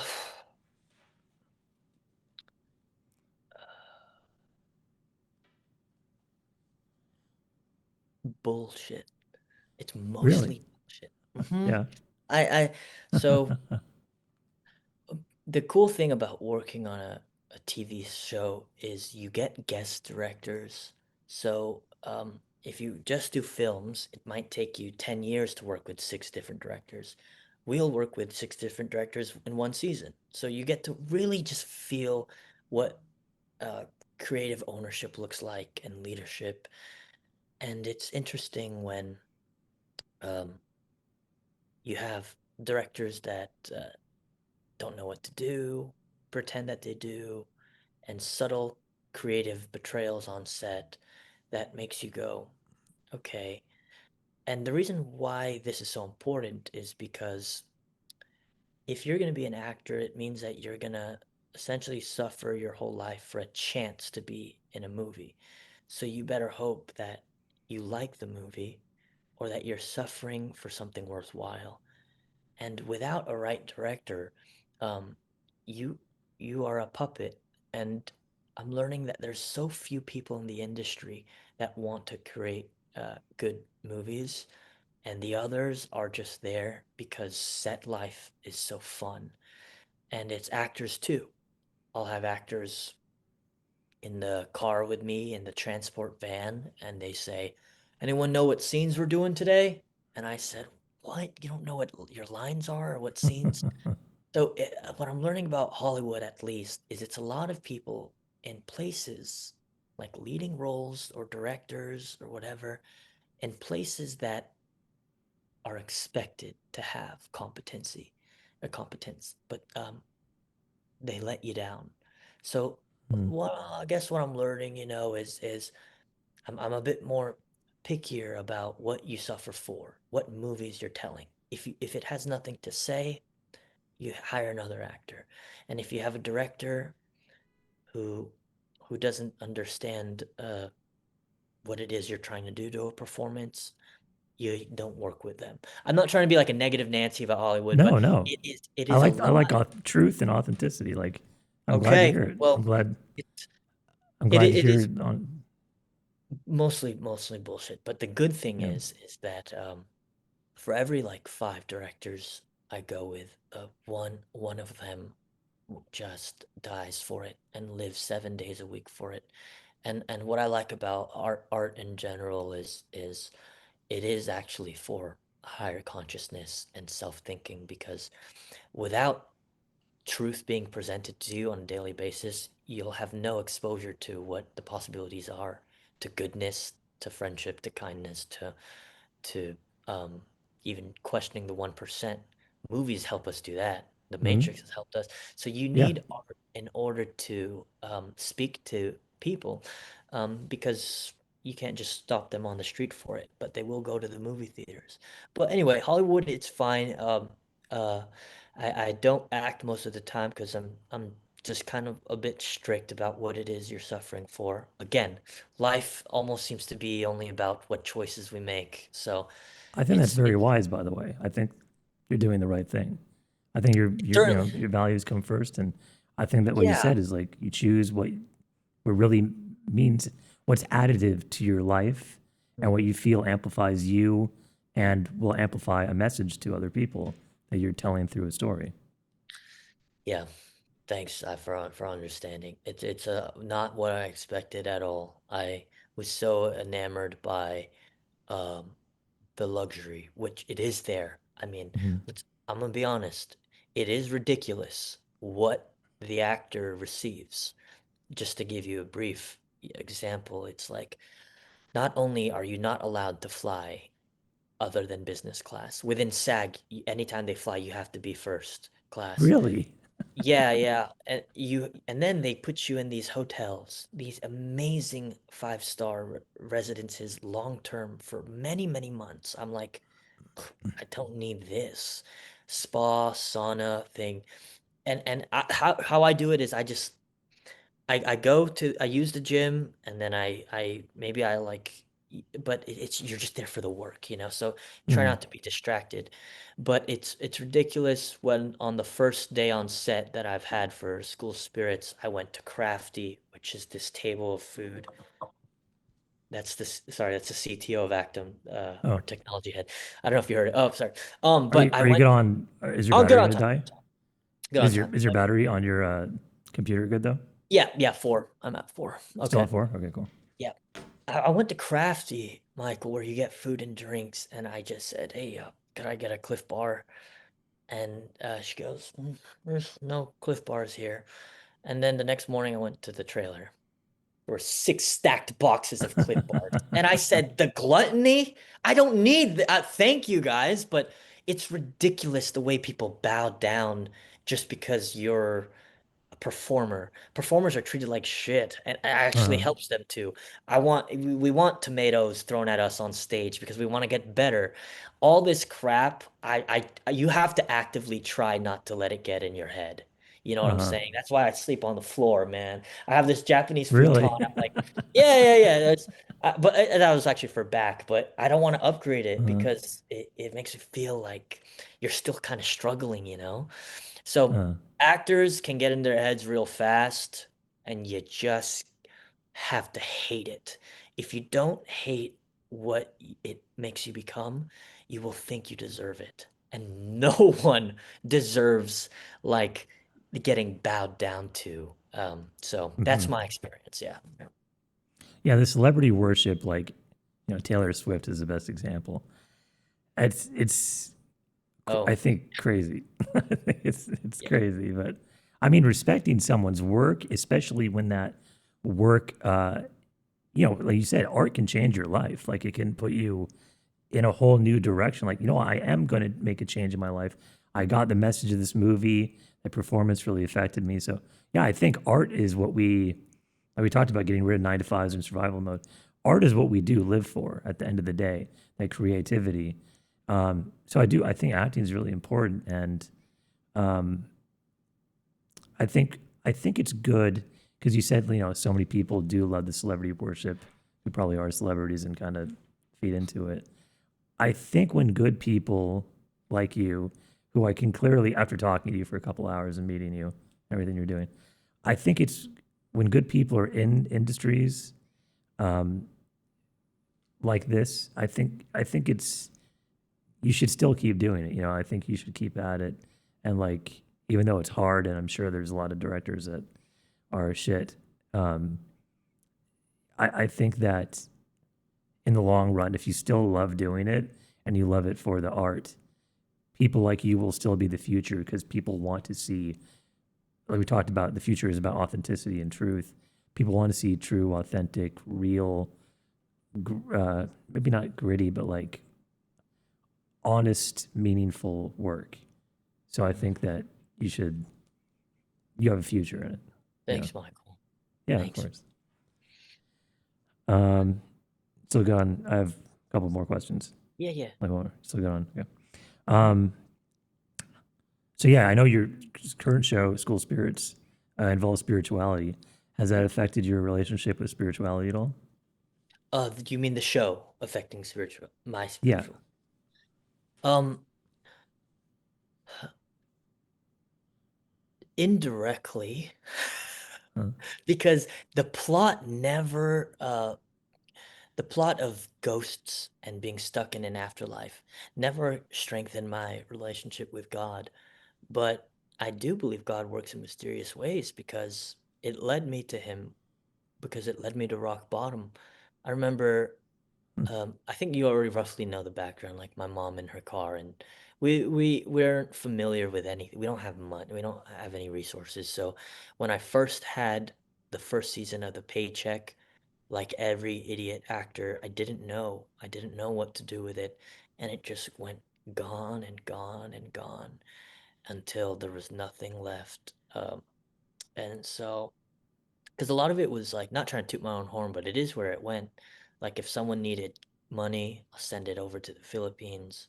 I'll get this person a car, and then help.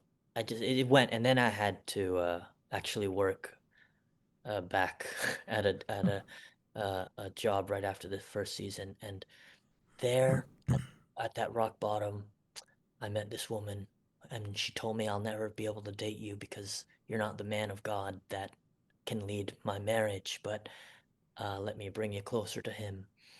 And, she would help me and say, you can't just be a lukewarm Christian. You have to live like Christ and take it seriously. And I was suffering the humiliation of going broke. And, since then I was able to be smarter with my money and understand how a credit card works. But the show helped me because it ruined me. It ruined me totally, and it I was brought right back from Hollywood world to the real world, and without that, I would have never had someone in Hollywood tell me, open your Bible. No, they won't. They're not gonna do that. They're gonna say, hey, go watch this next movie, man. It's just not too good over there. But yeah, so I guess like in a way to answer the question, like, yeah, it helped me indirectly, man. That's actually an incredible answer, and I know personally, like, yeah, God works that way. He does work. Right. He works that way, and I think that's very powerful. What that woman said to you is that, like, a lot of Christianity, I think, is kind of performative, and people don't actually live like Christ. And that is a key that I found is like not to just talk about what he did, but embody his teachings and take action, which is what you're all about. Actum. I think that's great. You named it. You named your foundation that. Yeah, it is pretty interesting that I'll never be good enough for that woman. I have her in the back of my heart, but like Yeah. we got to be better. And so it is one of the personal goals is to go to Christ first before I try to make a decision. Not too good at that. So she was Okay. saying you're not good enough to date her because Yeah, because to in her beliefs, of course, you have to be equally yoked with your husband or wife. So because we weren't on the same level of values of God and having Jesus in you, I was oh not able to lead her closer to Christ because I'm fucking around. Oh yeah, I'm Christian. oh And I don't know, and I don't open the Bible. So yeah, I didn't deserve her per se, but the effect that she had is like more than a relationship. They bring you closer to God. You thank them forever hmm because they're your like they're your night vision in the darkness, and they give you that. So yeah, I'm right. really thankful for her. People like that are awesome. Yeah. Yeah, I've found that like sometimes you need that humbling and that breakdown in order to. I mean, I got that lesson really recently about like you got to stop micromanaging everything and trust and surrender to God. And yeah, I completely agree. And sometimes people just come into your life like that just for that purpose. Yeah. Mm-hmm. I read on your IMDb one of your quotes that really resonated with me, which was, "I feel at I feel that at the root of my behavior, life is either too painful or just plain boring. That I prefer persisting through some sort of other reality outside my current environment.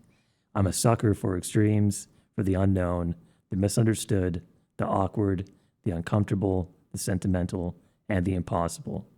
Without these things, I get all lonely and feel purposeless. I'm just dead. And I believe more people need to act on the impossible, which is what you're doing. So I wanted to thank you. And Oh, after this podcast, I'm going to donate $100 to oh, Actum thank you. Like, to help your cause, man. Of course, dude. I think you're great. And I think I made a new friend today, man. I really love your vibe. I haven't found too many people that I relate to. And I relate a lot to you, dude. So I appreciate the convo. you're like, I just trust you, man. Maybe I shouldn't, but I just trust you. Like, you're so great to speak with, and learned a lot for you.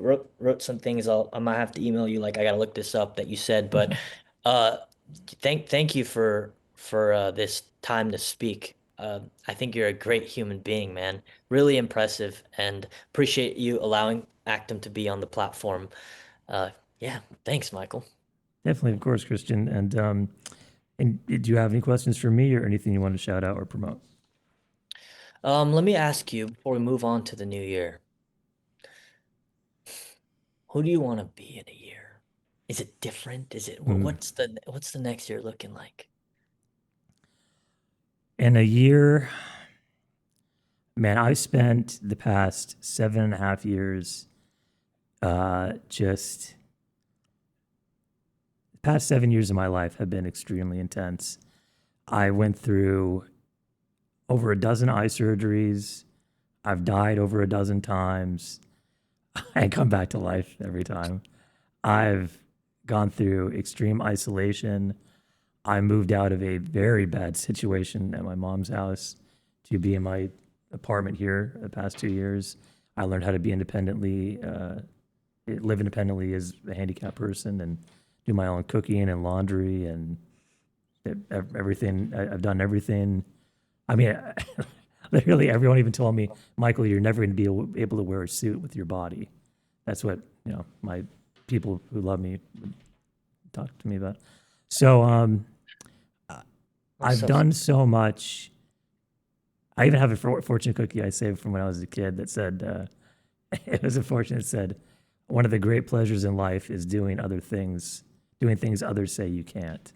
And I think I've really kept true to that. And now that I've gone through all the spiritual stuff and the isolation and learning the lessons, and actually, I think I finally completed a cycle of uh, deprogramming myself from beliefs that people around me and society programming you into, and prompting myself with questions, getting to know myself, facing my demons, my shadow self, and integrating it, uh, balancing my masculine and feminine energy.